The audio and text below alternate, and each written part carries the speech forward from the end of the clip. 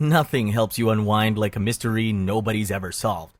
For the next few hours, we've got the cases that went cold, the crimes nobody was caught for, and the people who walked out the door and never came back.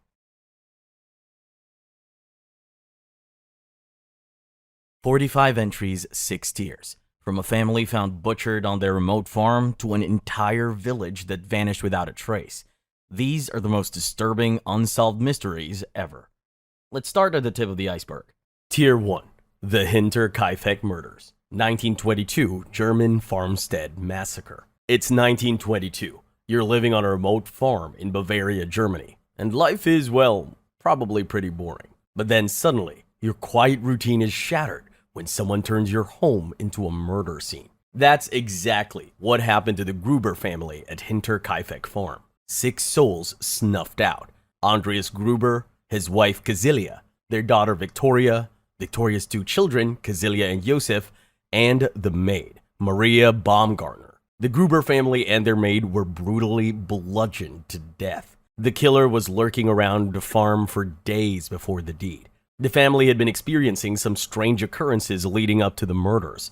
Andreas Gruber found a newspaper in the house that he didn't recognize, and the family reported hearing unexplained footsteps in the attic. Then, the maid wanted to quit, claiming the place was haunted. The investigation into the Hinterkaifeck murders was mishandled from day one. The police interviewed hundreds of suspects, but no one was ever charged.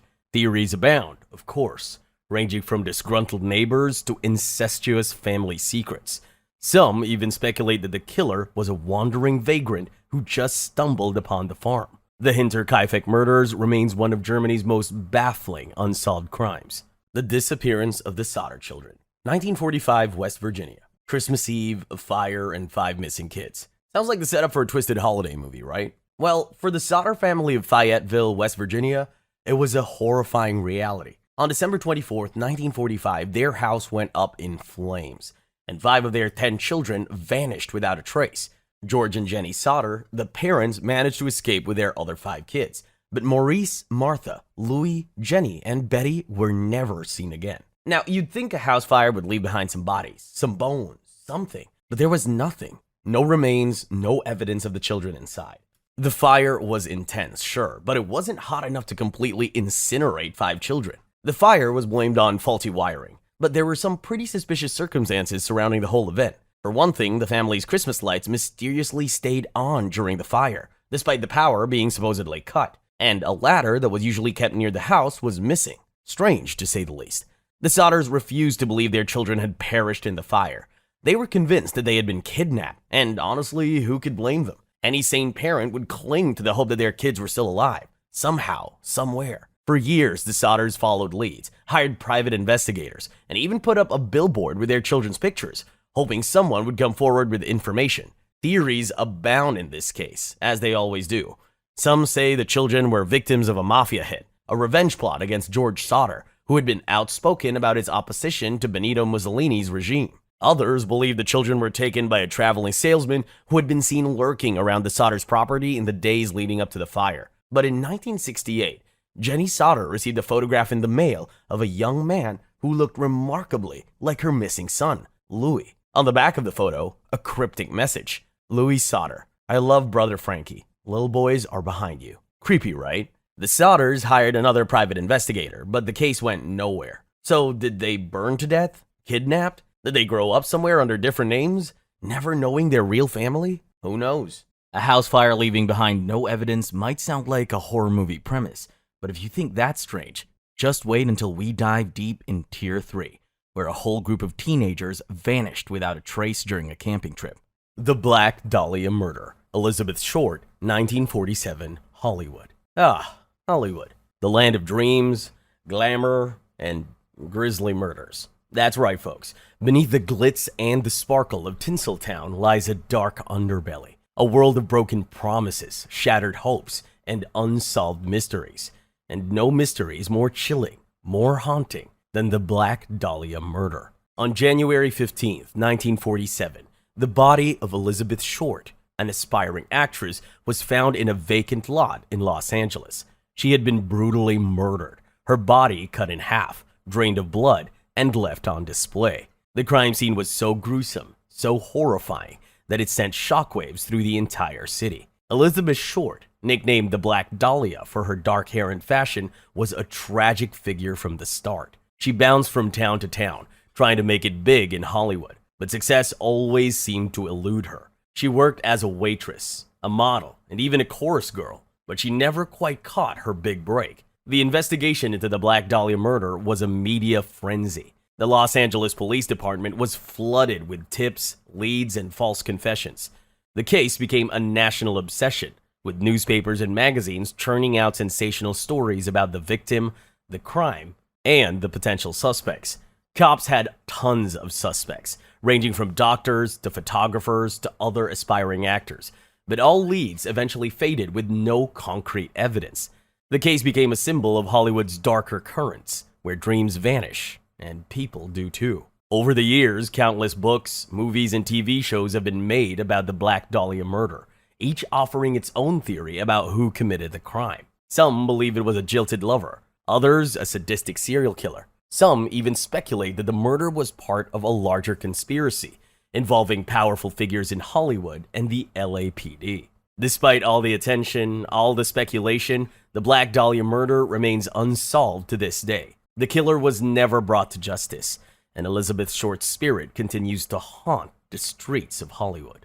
The Yuba County Five, 1978, North California. It's a cold February night in Northern California. 5 men, each with cognitive challenges, are driving home from a baseball game in Chico. They're members of a program for adults with developmental disabilities, and they're all excited about the game they just watched.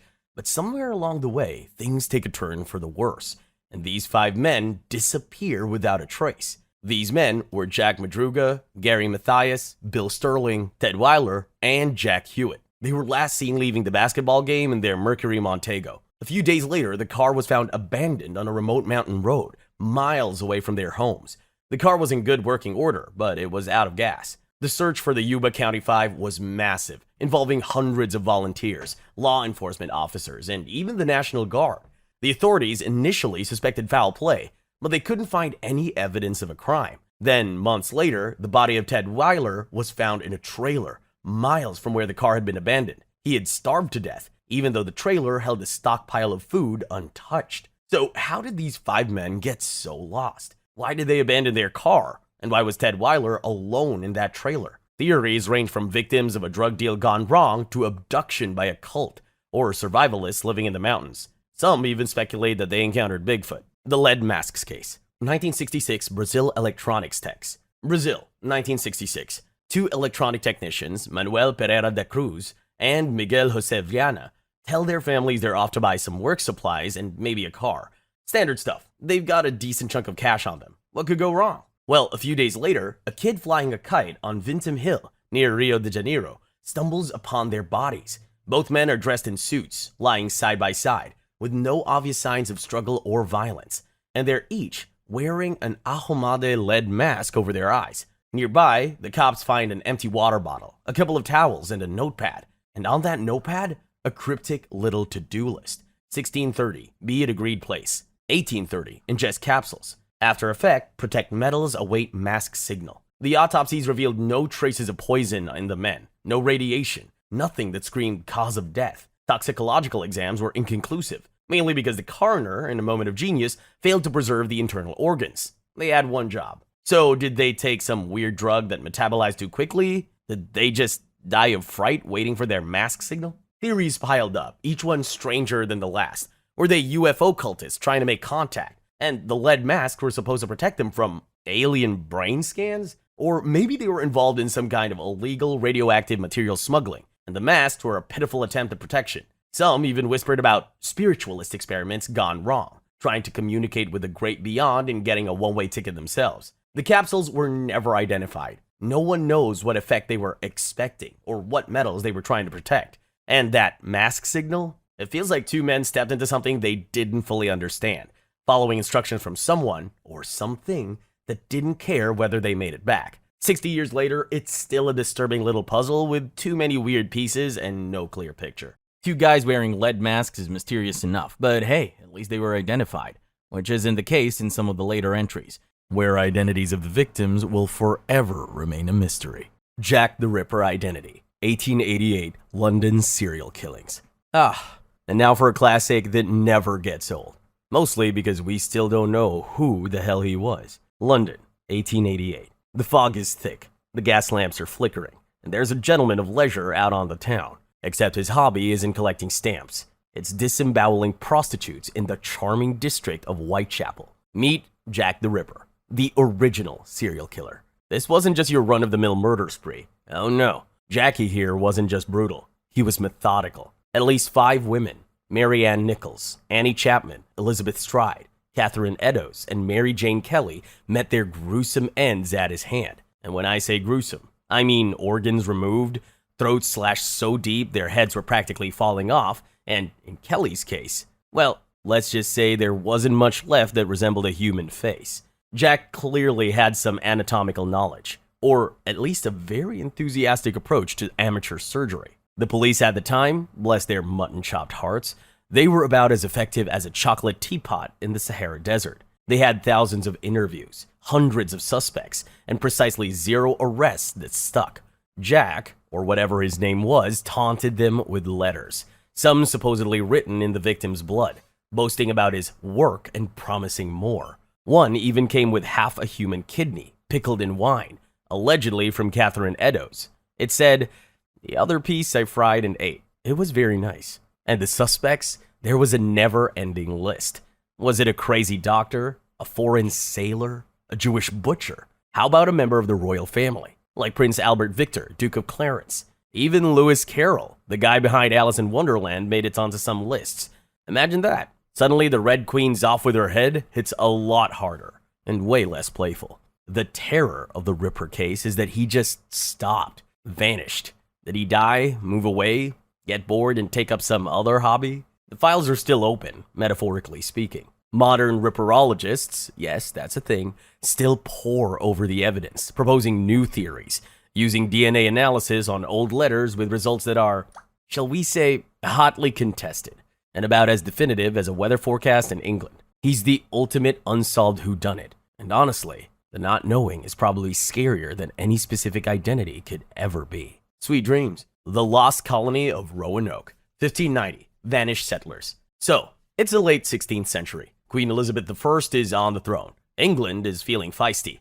And Sir Walter Raleigh, ever the optimist, thinks, hey, let's go stick a flag in North America and call it ours. Good plan, Walt. In 1587, about 115 English men, women, and children, led by John White, rock up to Roanoke Island, off the coast of modern-day North Carolina. They're there to set up a permanent English settlement. Things are tough, supplies are low, and the local Native American tribes are, understandably, not thrilled about these pale-faced newcomers. So John White decides to pop back to England for more supplies and reinforcements. He expected a short trip. Spoiler alert, it wasn't. Thanks to a little spat with Spain, the whole Spanish Armada thing, White gets stuck in England for 3 long, agonizing years. Imagine his anxiety levels. Finally, in August 1590, he returns to Roanoke, likely expecting a settlement. What he finds instead is emptiness. He finds a completely deserted settlement. The houses have been dismantled, not burned or ransacked in a fight, but carefully taken down.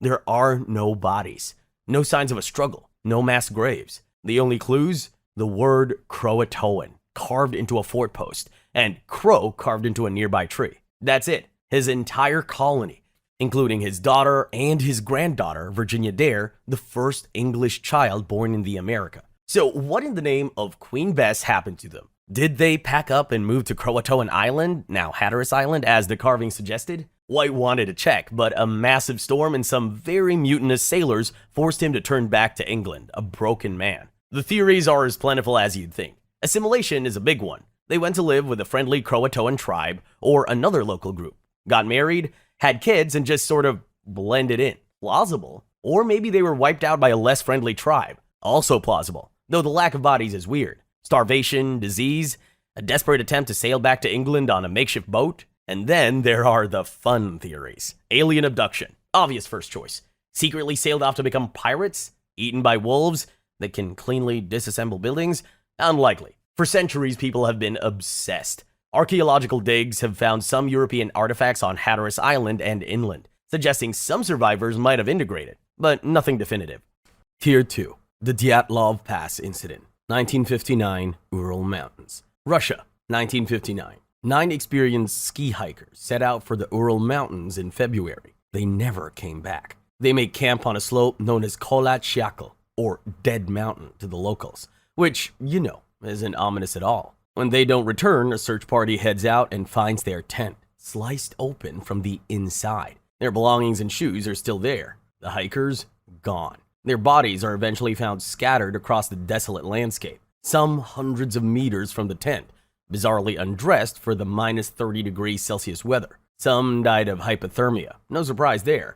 But then it gets weird. One had a fractured skull. Another showed chest trauma similar to a car crash, with no external bruising. One woman was missing her tongue, eyes, and parts of her lips.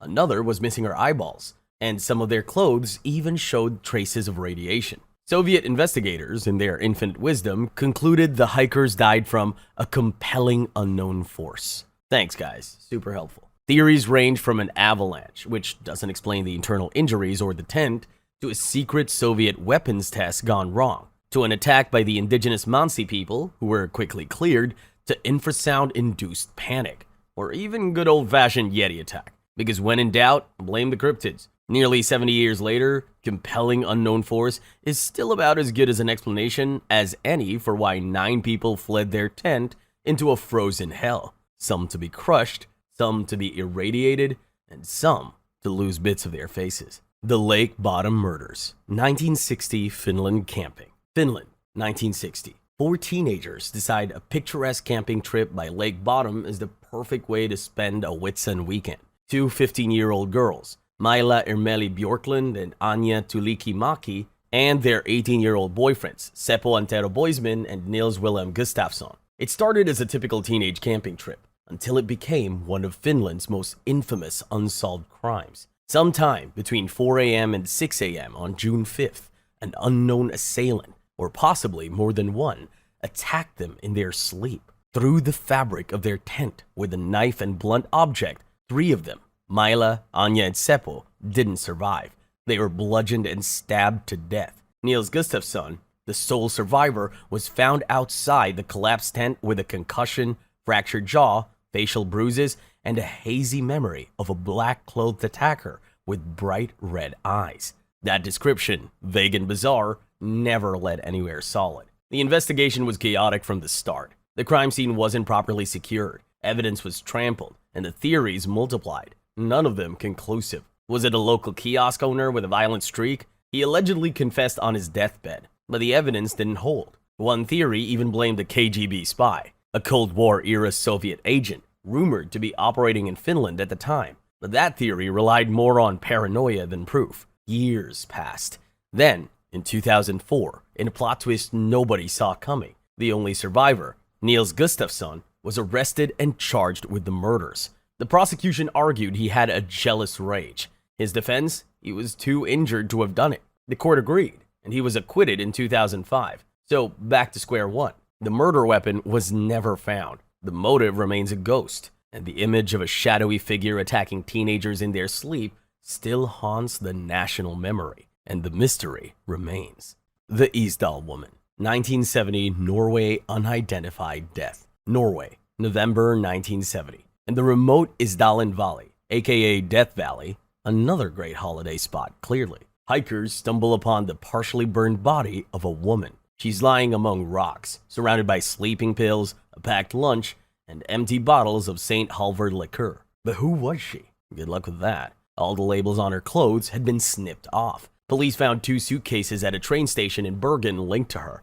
Inside, more clothes with labels removed, wigs, multiple passports, and identity cards under different names. Fenella Lorch, Claudia Tjeld, Vera Jarl, Alexia Zarna Merquez. Take your pick. A notepad with coded entries, and a collection of European currencies. This wasn't your average tourist. The autopsy showed she died from a combination of sedative ingestion and carbon monoxide poisoning from the fire. Suicide?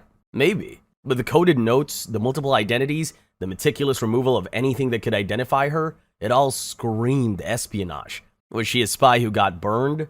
Literally and figuratively? A double agent on the run? Someone involved in shady Cold War dealings? Investigators traced her movements across Europe. She stayed in top hotels, spoke multiple languages, apparently with an accent, and paid in cash. The codes in her notepad were partially deciphered, indicating places she'd been, but her true identity, her purpose, and why she ended up a charred corpse in a Norwegian valley remains stubbornly elusive. The official ruling was probable suicide. An unidentified woman with a suitcase full of mysteries is chilling, but hang tight for the next one, where American diplomats began suffering from a bizarre illness that had everyone confused, even the government. The Havana Syndrome. Mystery illness, diplomats. Starting around 2016, US and Canadian diplomats stationed in Havana, Cuba started reporting some seriously messed up symptoms. We're talking sudden onset of intense headaches, dizziness, tinnitus, that lovely ringing in your ears, fatigue, nausea, anxiety, and even cognitive difficulties and memory loss. It wasn't just a case of bad mojitos. The weird part, many victims reported hearing strange localized sounds, buzzing, grinding, or piercing squeals right before or during the onset of symptoms. Some felt pressure or vibrations, and these weren't happening to everyone in a building, just specific individuals, sometimes even in specific parts of a room. The syndrome soon popped up in other diplomatic posts around the world: China, Russia, Germany, Austria, even Washington, D.C. So what's causing this global diplomatic unease? Is it a new type of sonic or microwave weapon? Some kind of targeted energy attack designed to harass or incapacitate? The idea is that some foreign adversary, Russia and China are popular culprits in the blame game, developed a way to beam invisible rays at people's heads. Or maybe it's faulty surveillance equipment going haywire. The US government has thrown millions at investigating, but a definitive cause or culprit remains frustratingly out of reach. Intelligence reports have been inconclusive, sometimes leaning towards an attack, other times suggesting environmental factors or pre-existing conditions. Imagine feeling like your brain is being zapped and nobody can tell you why or by whom. Ricky McCormick's encrypted murder. Undeciphered notes. Ricky McCormick was a 41-year-old high school dropout with a heart condition who, by most accounts, could barely write his own name. So when his body was found in a field in Missouri in June 1999, 15 days after he was last seen alive, nobody expected to find a cipher straight out of a spy novel tucked in his pockets. But there they were, 2 crumpled notes, filled with what the FBI's Crypto-Analysis and Racketeering Records Unit, or CRRU, the guys who usually crack stuff from spies and mob bosses, described as an unknown system of writing. We're talking about more than 30 lines of jumbled letters, numbers, and symbols, arranged in no discernible pattern. For over a decade, the FBI's best and brightest stared at these things and got precisely nowhere. McCormick's death itself was suspicious. Though the exact cause wasn't definitively determined due to decomposition, he was known to dabble in drugs and had some minor criminal connections, but nothing to suggest he was a criminal mastermind or a keeper of earth-shattering secrets. But then, what were these notes exactly? Were they directions, a drug recipe, a list of contacts, or just the random scribblings of a man whose mind worked differently? In 2011, utterly stumped, the FBI took the unprecedented step of releasing the notes to the public, hoping some amateur sleuth could crack what they called one of their top unsolved cases. Thousands of attempts poured in. Some thought it was a simple substitution cipher, others a complex homemade shorthand. The American Cryptogram Association declared it unsolvable. The most interesting theory? The notes hold the key to McCormick's murder. Maybe they name his killer, or detail the shady dealing that got him killed. Or maybe, just maybe, Ricky McCormick had a secret life and a secret language that died with him. The Halls Mill Murder Mystery. 1922, Reverend and Choir Singer. New Brunswick, New Jersey, September 1922. A picturesque lover's lane. Perfect for a bit of, well, you know, until a couple strolling by discovered the bodies of Reverend Edward Wheeler Hall and Mrs. Eleanor Reinhardt Mills, a choir singer in his church, both married, just not to each other. Scandal. This wasn't a quiet, dignified exit. The Reverend and Mrs. Mills had been shot, their bodies artfully arranged. His hand was placed on her neck, her hand on his knee. His calling card was propped at his feet. Her throat had been cut, and her tongue and larynx were missing, perhaps to silence the singing bird. And in a touch of pure melodrama, torn up love letters were scattered between their bodies. The investigation was a circus from day one. The crime scene was a free-for-all, with souvenir hunters and gawkers trampling evidence.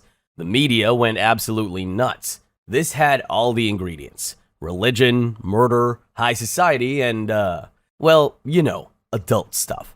Suspicion quickly fell on the jilted spouses: Mrs. Hall, a wealthy and eccentric woman, and her two brothers, Willie and Henry Stevens. Willie was a known oddball who liked to hang around with a rifle. Henry was just weird. Then there was Jane Gibson, the pig woman, a hog farmer who lived nearby and claimed to have witnessed the murders. Her testimony was sensational, filled with shadowy figures and dramatic pronouncements, but also wildly inconsistent and often just plain bizarre. She became a media sensation herself, despite a massively publicized trial in 1926 where Mrs. Hall and her brothers were acquitted. The case was never officially solved. Too many suspects, too much bungling, too many unanswered questions. Was it a crime of passion by a jealous spouse, a Klan hit? The letters KKK were supposedly found nearby at one point, or something else entirely. The Halls Mills case remains a lurid, theatrical, and utterly baffling jazz-age murder mystery, a perfect storm of sins, secrets, and sensationalism. But that isn't the only mysterious deaths on this iceberg. In a bit, we'll get into a case that had people pointing fingers at the men in blue. UVB 76 mysterious broadcasts. Unexplained radio buzzer. Out there in the shortwave radio ether, there's a sound that's been puzzling listeners for decades. It's UVB 76, affectionately named the buzzer. Since at least the late 1970s, this Russian radio station has been broadcasting a short, monotonous buzzing tone over and over, 24/7. But it's not always just buzzing. Occasionally, the buzzing stops, and a live voice, usually speaking Russian, will read out short, cryptic messages.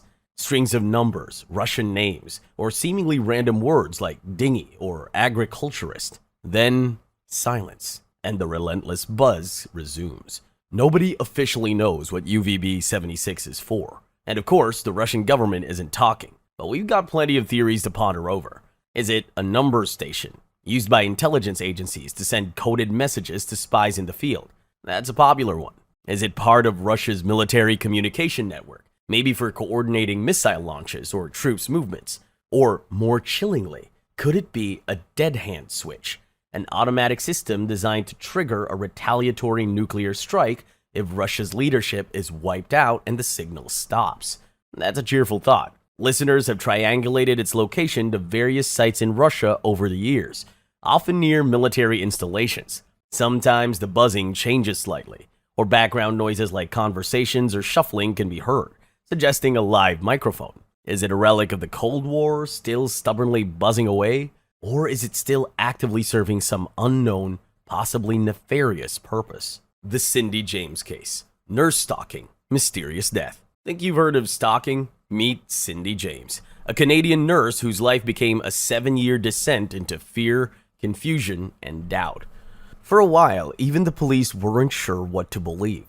Starting in 1982, Cindy reported nearly 100 incidents of harassment. We're talking threatening phone calls with raspy voices, prowlers, and letters made from cut-up newspaper. Then it escalated. She was found multiple times bound or semi-conscious, sometimes in ways investigators admitted were difficult to explain, other times sparking suspicion that she might have staged them herself. There were often cryptic notes where she was found. One time, a needle was found plunged into her hand.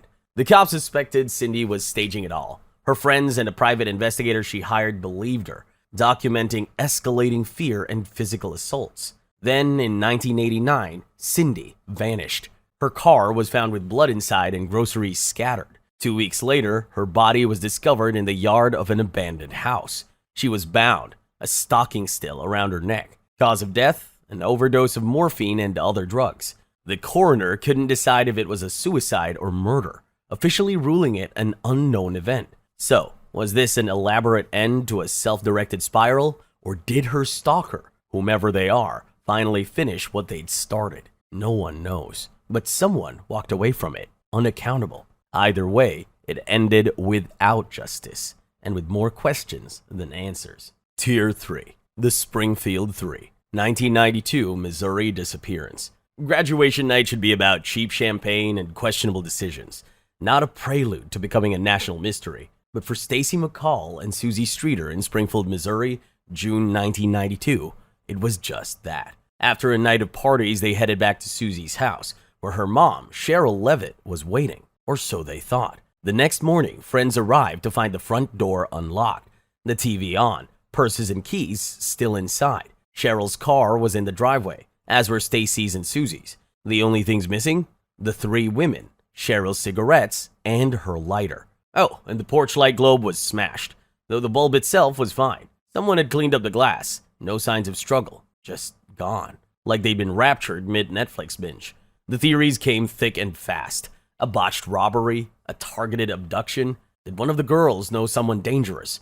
Police investigated countless leads, from local weirdos to serial killers passing through. There were reported sightings, cryptic anonymous tips, even a guy who confessed then recanted. One particular persistent theory involved a grave robber and a potential connection to an old crematorium. Sounds cozy. Decades later, the Springfield Three are still missing. Declared legally dead in 1997. Their toothbrushes are still in the bathroom. Their beds undisturbed. It's a chilling reminder that sometimes people can just evaporate from the face of the earth, leaving behind only mundane objects and a silence louder than any screams. You lock your doors at night, right? The Elisa Lam case, 2013 Cecil Hotel water tank. The Cecil Hotel in Los Angeles already had a reputation darker than its unlit hallways. A magnet for suicides, murders, and serial killers like Richard Ramirez. So when 21-year-old Canadian student Elisa Lam vanished from there in January 2013, it just added another grim chapter. Elisa was last seen showing confused and erratic behavior in one of the hotel's elevators, captured in a chilling surveillance video that went viral. She seems to be hiding from someone, pressing all the buttons, peering out, then stepping back in, gesturing in a disoriented way. It's 4 minutes of pure what is going on, and then she's gone. For weeks, nothing. Hotel guests started complaining about low water pressure and a weird taste. Disturbing, right? And it gets worse. On February 19th, maintenance workers checked the water tanks on the hotel roof. Inside one of them, floating naked, was Elisa Lam's decomposing body. Her clothes were in the tank with her, covered in a sand-like particulate. The tank's heavy lid was closed. How did she get in there? And how was the lid closed from the inside, if that's what happened? The roof was supposedly alarmed and difficult to access. The official autopsy ruled her death as accidental drowning, with her bipolar disorder listed as a significant condition. The theory is she had a psychotic episode, climbed into the tank herself, and couldn't get out. But the internet, predictably, exploded with other ideas. Foul play? A paranormal encounter in a notoriously cursed hotel? Or was she playing the elevator game? A Korean urban legend about accessing another dimension. The sheer bizarreness of that last video, combined with a gruesome discovery, makes the Elisa Lam case an enduringly creepy puzzle. A modern tragedy wrapped in unanswered questions, where the scariest part is how real it all is. The dancing plague of 1518. Strasbourg mania. Imagine a flash mob, but it's 1518. Everyone's terrified, and people are literally dancing themselves to death. That was Strasbourg, Alsace. For a few summer months, it all started with one woman, Frau Trophia, who stepped into the street and just started dancing. No music, just an unstoppable urge. Within a week, dozens had joined her. Within a month, around 400 people were caught in this bizarre dancing mania. They couldn't stop. They danced for days, weeks even, until they collapsed from exhaustion, heart attacks, or strokes. Some reports claim up to 15 people a day were dying at its peak. The authorities were understandably freaked out. Their first brilliant idea? Encourage more dancing. They set up stages, hired musicians, and opened guild halls, thinking the dancers would just tire themselves out. Shockingly, this made it worse. Physicians of the era, blessed their pre-germ theory hearts, blamed hot blood. Modern theories range from mass hysteria triggered by famine and disease, which was pretty common at the time, to ergot poisoning, which is a fungus that grows on rye and can cause hallucinations and convulsions, to some kind of stress-induced psychosis. No one really knows why Frau Trophia started, or why so many others felt compelled to join her in a literal dance of death. It wasn't the only dancing plague in medieval Europe. but it was one of the best documented and most deadly. It's a terrifying glimpse into a time when the human mind, under extreme pressure, could apparently just break and drag hundreds along with it. So next time you feel an uncontrollable urge to dance, maybe check if your bread looks a little bit moldy. The Setagaya family murder. 2000 Tokyo home invasion. New Year's Eve, 2000, Tokyo. While most were preparing for festivities, someone broke into the Miyazawa family home in Setagaya Ward. Mikio Miyazawa, his wife Yasuko, and their two young children, 8-year-old Nina and 6-year-old Rei, were brutally murdered. Mikio, Yasuko, and Nina were stabbed repeatedly. 6-year-old Rei was killed by hand. It was a scene of unimaginable horror. But this wasn't a quick in-and-out job. The killer, for reasons that defy all sanity, lingered in the house for hours after the murders. He used the family computer, logging online twice. He ate ice cream from their freezer. He took a nap on their sofa.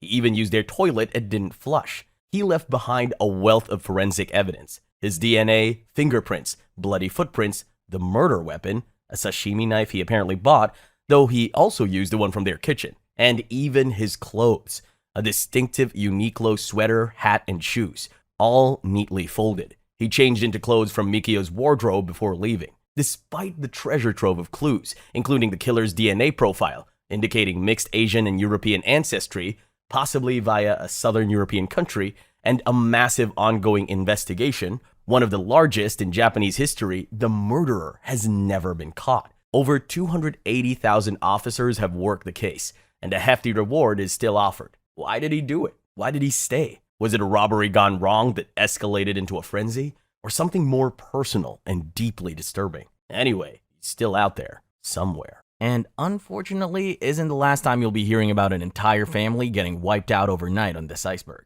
The next tier has an even more gruesome case, one that smells foul. Jane Doe identification cases. Unidentified dissidents. Every year, thousands of people die in the US alone without anyone knowing who they are. They become Jane Does, John Does, unidentified dissidents. Their stories, or what little can be pieced together, are often tragic, their final chapter ending with a question mark. Take the Lady of the Dunes, found in the Race Point Dunes of Provincetown, Massachusetts. In 1974, found partially clothed with her hands missing, likely to prevent fingerprint ID, and severe injuries to her neck. She had been left on a beach blanket. For decades, she was a complete enigma.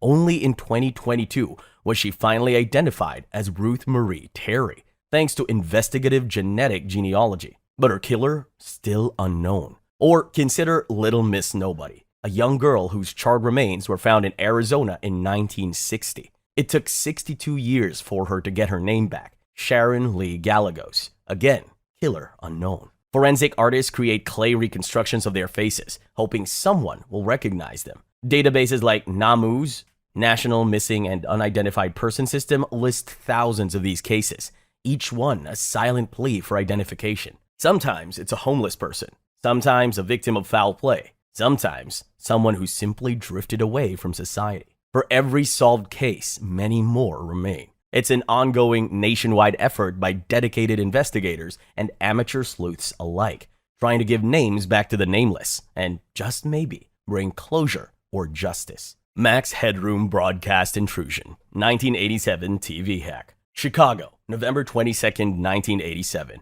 People are settling in to watch Doctor Who on WTTW. Suddenly, the screen goes black. Then a new figure appears. A man wearing a Max Headroom mask, bobbing erratically in front of a corrugated metal background, a strange buzzing noise accompanying him. This wasn't part of the show. For about 90 seconds, this bizarre, distorted figure rambled incoherently, making references to the newscaster Chuck Swirsky, Pepsi, Max Headroom was a Coke spokesman, and the greatest world newspaper nerds. He hummed, mumbled, and at one point was struck with a fly swatter on his bare behind while bending over, just before the video cut out. Then, just as suddenly as it began, the broadcast returned to Doctor Who, leaving thousands of viewers utterly bewildered and probably a little creeped out. This was the second most infamous hijack of the night. An earlier, shorter one had occurred during WGN-TV's news broadcast.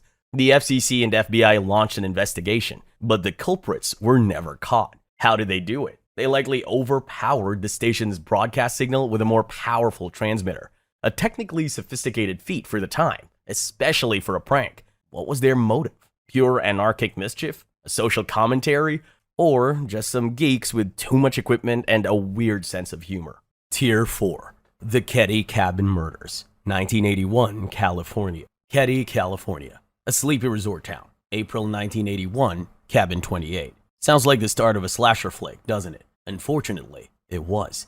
Sue Sharp, her son John, and his friend Dana Wingate were found brutally murdered. They'd been bound with electrical wire and medical tape, then bludgeoned with a hammer and stabbed repeatedly. Sue's 12-year-old daughter, Tina, was missing. Her 2 younger sons and their friend, sleeping in an adjacent room, were miraculously unharmed, or at least physically. Mentally, that kind of trauma doesn't fade. The crime scene was a goddamn mess. Blood everywhere, a bent steak knife, a bloody hammer, fingerprints. Yet the initial investigation was less than stellar. Key evidence was mishandled. Leads weren't pursued with vigor. It was almost like someone didn't want it solved. Years later, Tina Sharp's skull was found miles away, confirming she too had been murdered. The sheer brutality, the seemingly random sparing of the younger children, the bungled investigation, and the whispers of local corruption and cover-ups have turned the Ketty Cabin Murders into a festering wound in true crime lore. Cabin 28 still stands, by the way. The Lawson Family Murders, 1929, North Carolina. Christmas, 1929, rural North Carolina. Charlie Lawson, a seemingly ordinary tobacco farmer, made a decision that would turn Christmas into a lasting horror. He takes his wife, Fanny, and their 7 children, Marie, 17, Arthur, 16, Carrie, 12, Mabel, 7, James, 4, Raymond, 2, and baby Mary Lou, 4 months old, on a shopping trip for new clothes and a family portrait. Sounds nice, right? But it was actually a prelude to a massacre. A few days before Christmas, Charlie Lawson waited for his daughters, Carrie and Mabel, to walk to their aunt and uncle's house. He ambushed them with a 12-gauge shotgun, shot them, then bludgeoned them to make sure they were dead. He returned to his house and shot his wife Fanny on the porch. He then systematically murdered Marie, James, and Raymond inside. Even baby Mary Lou, just 4 months old, was killed in her crib. Arthur, the oldest son, was the only one to escape the initial onslaught, but Charlie hunted him down and shot him too. Then, Charlie Lawson walked into the woods and shot himself. Why? That's the million-dollar question that still haunts the community. There were whispers, rumors of an incestuous relationship between Charlie and his eldest daughter, Marie, and that she might have been pregnant with his child. Some say he overheard his wife talking about it. Other theories suggest a head injury Charlie had suffered months earlier had altered his personality. Or maybe he just snapped under the pressure of providing for a large family during the hard-scrabble pre-Depression era. The family portrait, taken just days before the slaughter, became a chilling image. The new clothes they were murdered in became their burial shrouds. Their graves are still visited. People leave toys. It's hard to say whether that brings comfort or just adds another layer of unease. The Axemen of New Orleans, 1918 to 19. New Orleans, 1918 to 1919. While the world was grappling with the aftermath of a world war and a flu pandemic, the Big Easy had its own special brand of terror, an enigmatic figure known only as the Axeman. His MO was simple and brutal. He'd break into homes, usually by chiseling out a panel in the back door, and then attack his victims, mostly Italian grocers and their families, with an axe, often their own. He wasn't picky about who he targeted within the household. Men, women, children, even a pregnant woman, nobody was safe. The city was gripped by panic. People barricaded their doors, kept axes under their beds, and looked at their neighbors with suspicion. And then, the Axeman sent a letter to the newspapers. It was published on March 13, 1919. In it, he claimed to be a demon from the hottest hell, a spirit, not a human, and he made a peculiar offer. He stated that on the following Tuesday night, he would pass over any place where a jazz band was playing in full swing. One thing is certain, he wrote, and that is that some of your people who do not jazz it out on Tuesday night, if there be any, will get the axe. So that Tuesday night, New Orleans partied like its life depended on it. Dance halls were packed. Private homes blared jazz music, and true to his word, or maybe just by coincidence, nobody was attacked by the Axeman that night. Shortly after, the attack stopped. Just like that, he was never caught. His identity Never known. Was he a madman, a mafia enforcer, a supernatural entity with a penchant for swing? The Axeman remains one of America's most terrifying and flamboyant unsolved serial killer cases. A boogeyman who literally made a city dance for its life. The Mystery of the Somerton Man. 1948, Australia. Adelaide, Australia. December 1948. A well-dressed man is found dead on Somerton Beach, propped up against a seawall. No signs of violence, no identification. His pockets contained a train ticket, a bus ticket, a comb, some chewing gum, and a pack of cigarettes. All labels on his clothing had been meticulously removed. A classic John Doe, right? But it gets so much weirder. A month later, a pathologist re-examining the man's clothes found a tiny hidden fob pocket in his trousers. Inside was a tightly rolled scrap of paper printed with the words, "To Mom Should," Persian for "it is ended" or "finished." This phrase was torn from the last page of a rare edition of the Rubaiyat of Omar Khayyam, a collection of 12th century poems. The police launched a nationwide appeal to find the copy of the book the scrap came from, and they found it. A local doctor came forward. He said that shortly after the body was found, a copy of the Rubaiyat had been tossed into his unlocked car. In the back of this book, faintly written in pencil, was what looked like a cipher. 5 lines of seemingly random capital letters and a local telephone number. The phone number belonged to a nurse named Jessica Jo Thompson, who lived nearby. When shown a plaster cast of the Somerton man's face,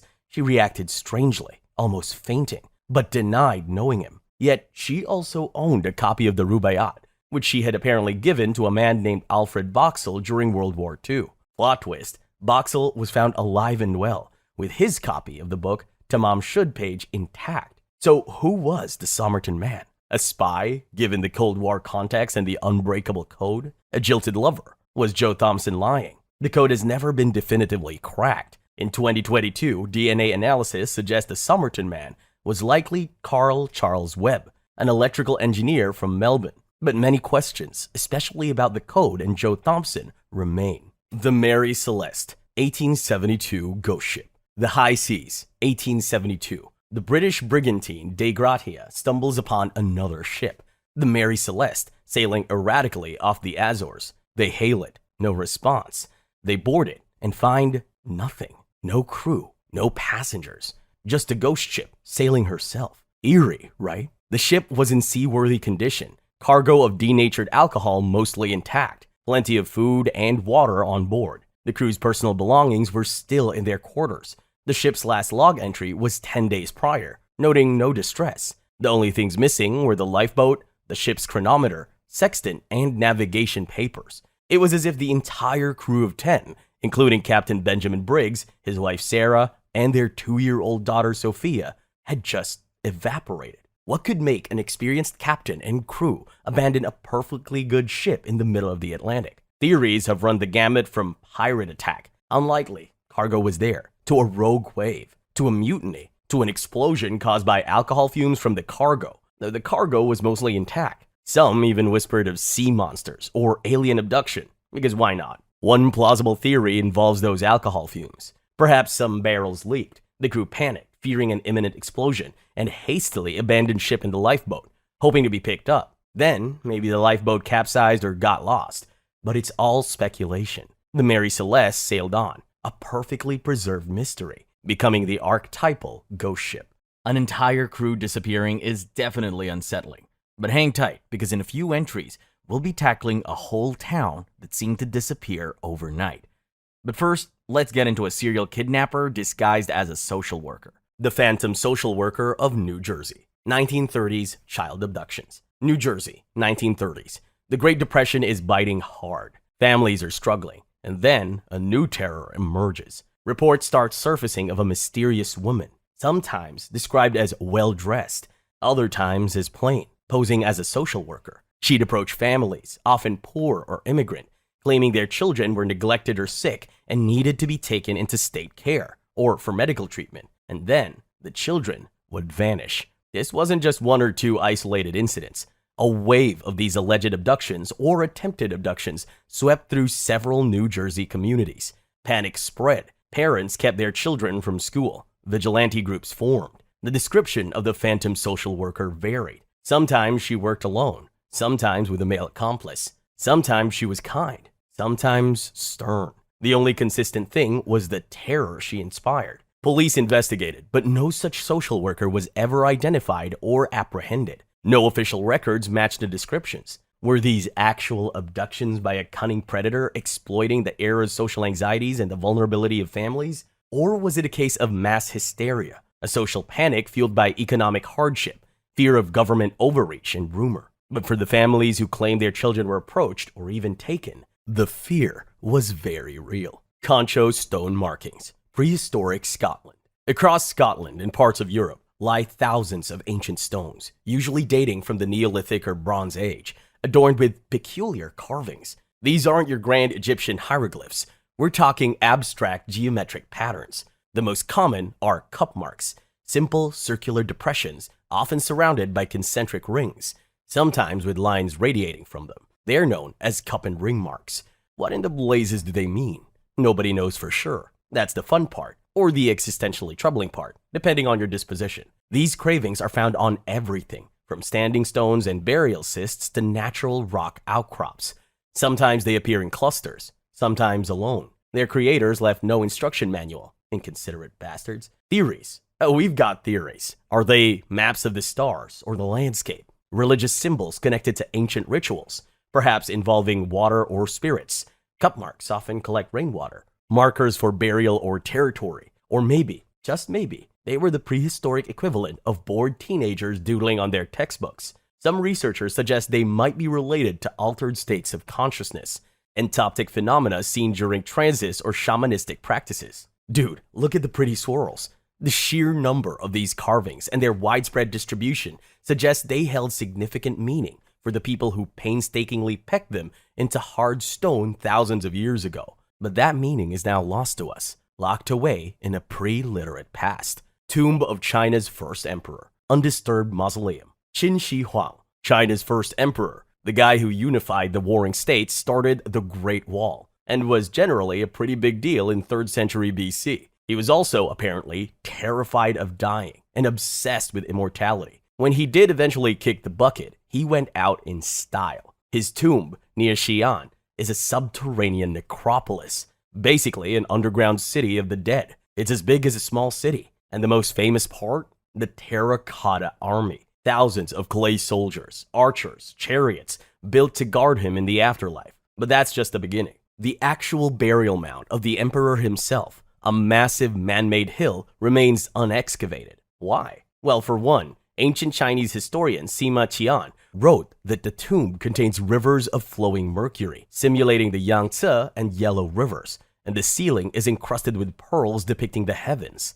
Modern soil surveys have indeed found unusually high concentrations of mercury around the mound. Opening it could release a toxic nightmare. There are also tales of crossbow traps rigged to fire at anyone who disturbs the emperor's slumber. You know, standard home security for an ancient, power-obsessed emperor. But it's more than just booby traps and poisonous bling. The Chinese government is understandably cautious. The technology to excavate and preserve the potentially priceless, fragile artifacts within such a vast and complex tomb without damaging them is a huge concern. They've seen what happened with other ancient sites when opened hastily. So, the heart of one of the most powerful empires in history lies undisturbed, a massive silent enigma. What treasures or horrors lie within? What secrets of ancient Chinese technology and artistry are waiting to be rediscovered? For now, Qin Shi Huang rests, surrounded by his clay army and quite possibly rivers of mercury. Probably best to let sleeping emperors lie, especially the ones who engineer their own biohazard bunker. Plain of Jars, Laos megalithic enigma. Scattered across the Shankoang Plateau in central Laos are thousands of massive ancient stone jars. We're talking megalithic jars, some towering over 9 feet tall and weighing several tons, carved from sandstone, granite, or limestone. There are over 90 known sites, some with a few jars, others with hundreds, just sitting there in the landscape like giant abandoned teacups for a race of giants. Who made them? Why? And what were they used for? Welcome to the Plain of Jars.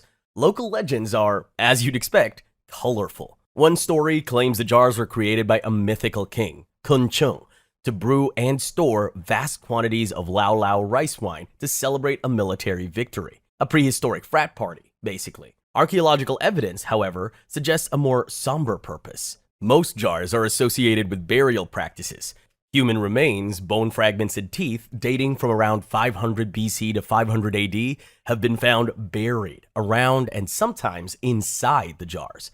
So were they funeral urns? Perhaps for a secondary burial process where bodies were decomposed elsewhere, then the remains are placed in the jars? Why are they so many? And why are they so big? How did people back then move and carve these giant stone jars with the tools they had? The quarries are miles away, and those smaller stone discs found nearby, are they lids? Gravestones? No one really knows. To make things harder, the area was bombed a lot during the Secret War in the 60s and 70s, so some spots are still full of unexploded bombs, making research a tad explosive. Norwich Well mass grave. 17 bodies unknown. In 2004, workers digging a new shopping center in Norwich, England, stumbled upon something decidedly uncommercial. A medieval well, and at the bottom of it, the skeletal remains of at least 17 individuals, 11 of them children. This wasn't a gentle burial. The bodies seem to have been thrown in head first, a jumble of bones.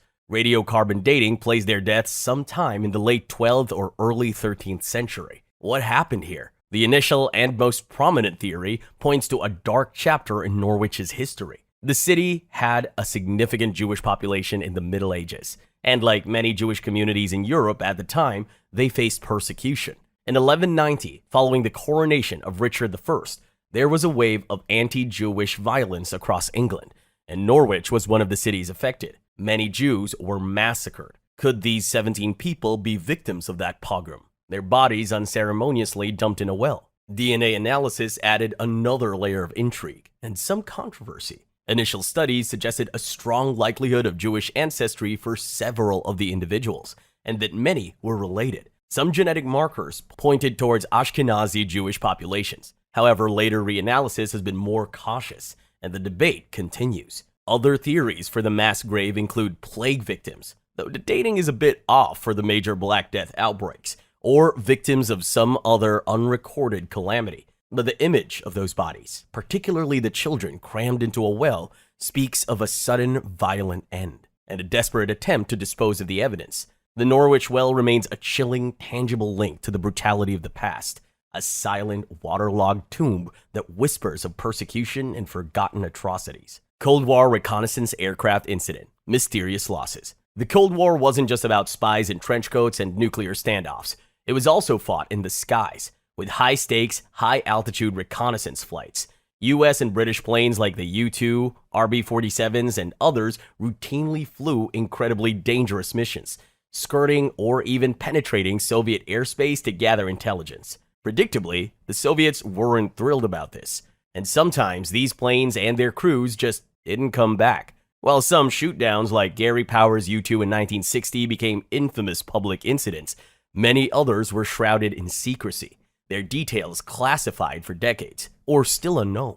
We're talking about dozens of aircraft and hundreds of airmen lost over or near Soviet territory, or over the sea after being intercepted. Were they all shot down? Did some suffer mechanical failures in incredibly hostile environments? And what happened to the crews? For years, families of these missing airmen lived in a torturous limbo. Their official line was often lost at sea or operational loss, with few details. But whispers persisted of crews captured, interrogated, even executed, or languishing in Soviet gulags.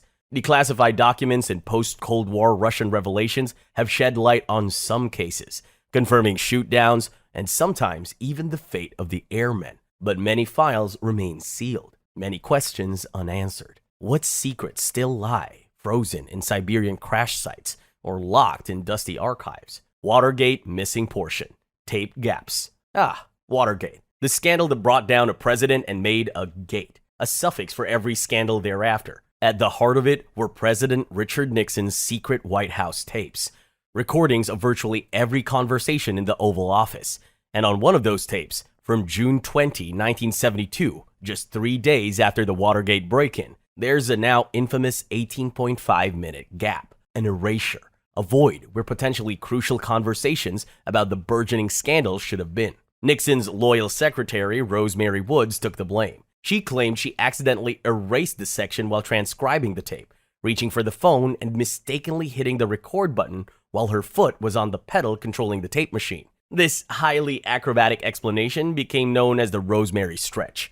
Most people didn't buy it. It sounded about as plausible as the dog ate my homework. What was on those missing 18.5 minutes? Did it contain a smoking gun? Direct evidence of Nixon's early involvement in the cover-up. Experts who examined the tape concluded the erasures were deliberate, made in at least 5 and possibly as many as 9 separate segments.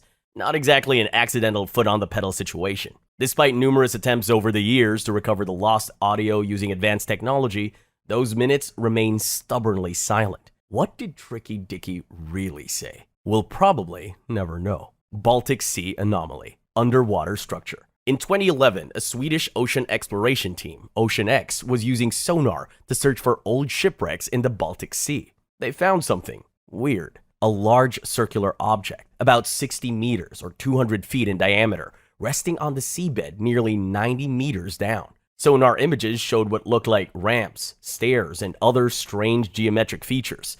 It was quickly dubbed the Baltic Sea Anomaly, and the internet, predictably, went wild. Is it a crashed UFO, the Millennium Falcon's less famous cousin, a remnant of some lost ancient civilization, an undersea Atlantis, or perhaps a top-secret Nazi anti-submarine weapon from World War II, as some have suggested, given the area's wartime history? The Ocean X team themselves fueled the speculation, talking about electrical equipment failing near the object, and samples they recovered allegedly showing materials not native to the area. They even described a drag mark on the seabed leading up to it, as if it skidded to a halt. Without a high-cost, high-resolution expedition to properly investigate, the Baltic Sea Anomaly remains a murky, deep-sea Rorschach test, a reminder that the ocean depths still hold plenty of mysteries, even if some of them are just interestingly shaped rocks. Or are they?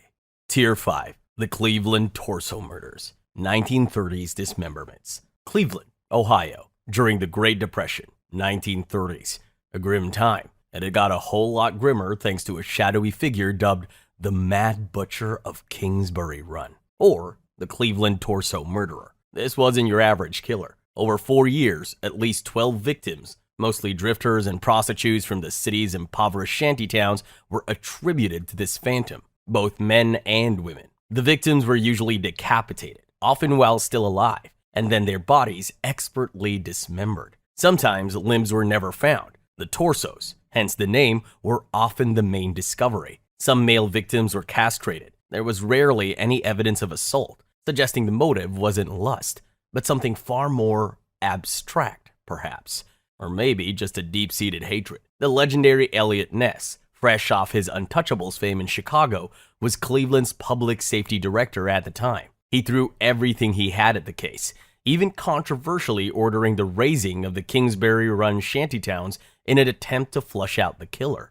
Didn't work. Several suspects were investigated, including a disturbed doctor named Francis Sweeney who had access to medical tools and a history of alcoholism and mental instability. Ness even privately believed Sweeney was the guy, but couldn't make a case stick. The torso murderer was never caught. He just stopped or moved on, leaving behind a city terrified, a collection of headless, limbless bodies, and one of America's most gruesome and enduring unsolved serial killer mysteries. The Vatican Bone Mystery. Hidden ossuaries. The Vatican, ancient seat of power, repository of secrets, and apparently a surprisingly good place to misplace some bones.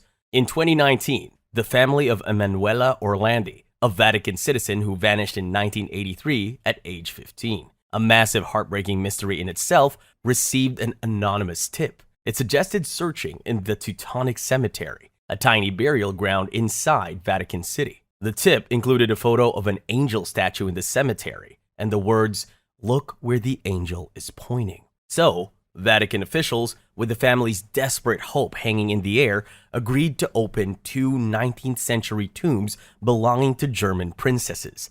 And what did they find? Absolutely nothing. The tombs were empty. Not just Emanuela's remains, but even the remains of the princesses who were supposed to be there vanished. Where did the princesses go? And if not there, where was Emanuela? Then, a few days later, another discovery. During follow-up investigations near the empty tombs, officials found two ossuaries, hidden caches of bones beneath a manhole, thousands of bone fragments belonging to dozens of individuals jumbled together. Were these the missing princesses? Was Emanuela among them? Forensic analysis began, a slow, painstaking process. Initial reports suggested the bones were too old to be Emanuela's, dating mostly before the 19th century. But the Vatican isn't exactly known for its swift transparency. So what you have is a missing girl, an anonymous cryptic clue, empty tombs where bodies should be, and then a secret pit full of bones. Who are all those people? And what other secrets does that ancient city-state keep buried? The Lake Waco Murderers, 1982 Texas teens. Lake Waco, Texas, July 1982. Three teenagers, Jill Montgomery, Raylene Rice, and Kenneth Franks, went for a summer evening drive. They never came home. Their car was found abandoned near Spiegelville Park by the lake. A massive search began. The community held its breath. 9 days later, their bodies were found miles apart in different locations. The details are stomach-churning. Jill Montgomery had been stabbed multiple times. Raylene Rice and Kenneth Franks had also been stabbed, and their throats were slit. The brutality was extreme, suggesting a terrifying level of rage or sadism. This wasn't a quick crime of opportunity. This was personal, or at least deeply deranged. The investigation was intense. Theories flew. Was it a satanic cult? Given some of the rumors circulating at the time, was it a drug deal gone wrong, or just a random encounter with a psychopath? Several suspects were looked at over the years, including Henry Lee Lucas, the infamous drifter serial killer who confessed to hundreds of murders, most of which were later debunked. Lucas even confessed to this one, but like many of his claims, it didn't hold up. Other local criminals were eyed, but no charges ever stuck. Decades have passed. DNA technology has advanced, but the Lake Waco murders remain unsolved, a gaping wound in the heart of the community. The sheer savagery inflicted on those three young people on a summer night that should have been carefree is a special kind of horror. Someone, or some people, capable of such barbarity got away with it, and they might still be out there. It's a chilling thought that some monsters don't just live under the bed, but they drive around on summer nights. As dark as that is, Tier 6 brings even darker conspiracies to light, one hinting at power struggles that echo through the ages. The Anji-Kuni Village Disappearance, 1930 Inuit. Northern Canada, November 1930. Fur trapper Joe LaBelle, a rugged outdoorsman, knew the Inuit village of Anji-Kuni well. He expected to find it bustling, or at least inhabited. Instead, he found silence. An entire village of around 30 to possibly over 2,000 people, accounts vary wildly, which is part of the mystery, vanished. Poof, gone. According to LaBelle's tale, which has become legendary, the cooking pots still had food in them, frozen solid. Rifles were leaning against doorways. Kayaks were breached. Everything was in its place, as if the inhabitants just walked away mid-task. Even more unsettling, the village's sled dogs were found starved to death, tied to trees. And nearby, an Inuit burial ground had allegedly been disturbed, graves opened and bodies missing. LaBelle reported it to the Royal Canadian Mounted Police, who supposedly investigated. What could make an entire community, intimately familiar with their harsh environment, abandon everything, even their vital dogs, and just disappear into the frozen wilderness? Mass hysteria? Alien abduction? Always a fan favorite. Or did Joe LaBelle just stumble upon an abandoned seasonal camp and let his imagination run wild, creating one of the most enduring and unsettling vanishing acts in legend? The lack of concrete evidence makes it all the more haunting. The Flannan Isle Lighthouse Mystery, 1900 Scotland Keepers, December 1900. The Flannan Isles, a remote storm-lashed cluster of rocks off the coast of Scotland. A lighthouse, Eilean Moor, stood as a lonely sentinel. It was manned by three keepers, Thomas Marshall, James Duckett, and Donald MacArthur. On December 15th, a passing steamer noted the light wasn't operational. Bad weather prevented any investigation for days. Finally, on Boxing Day, December 26th, the relief vessel Hesperus arrived. The landing was made. The lighthouse was empty. No sign of the three keepers. The last entry in the logbook was December 15th. detailing storm damage and the men's distress. Inside, things were odd. One set of oilskins was still there, meaning one keeper had gone out into the ferocious storm without proper gear. A chair was overturned. The clocks had stopped, but the lamps were cleaned and refilled, ready to be lit. The official investigation was that the men were likely swept away by a freak wave while tending to equipment near the cliff edge during the storm. Plausible given the treacherous location. But the enduring mystery lies in the details and the unanswered questions. Why would one man go out without his oilskins in such weather? Why the overturned chair? And what about the logbook entries, which some accounts, though possibly embellished over time, described as increasingly strange, mentioning an unprecedented storm, the men crying, and prayers? Were they carried off by a giant wave? Did one go mad and kill the others, then himself? Or did something far stranger happen on that desolate rock? The Flannan Isles mystery has become a classic tale of the sea, a perfect, isolated puzzle box of fear and disappearance, where three men simply vanish from a locked room on a tiny island, leaving only silence and the howling wind. Tier 6. The Finders, 1980s U.S. child abuse cult. Washington, D.C., 1980s. A group calling itself The Finders comes onto the radar. On the surface, they seemed like a quirky communal living group with an interest in game playing and computers.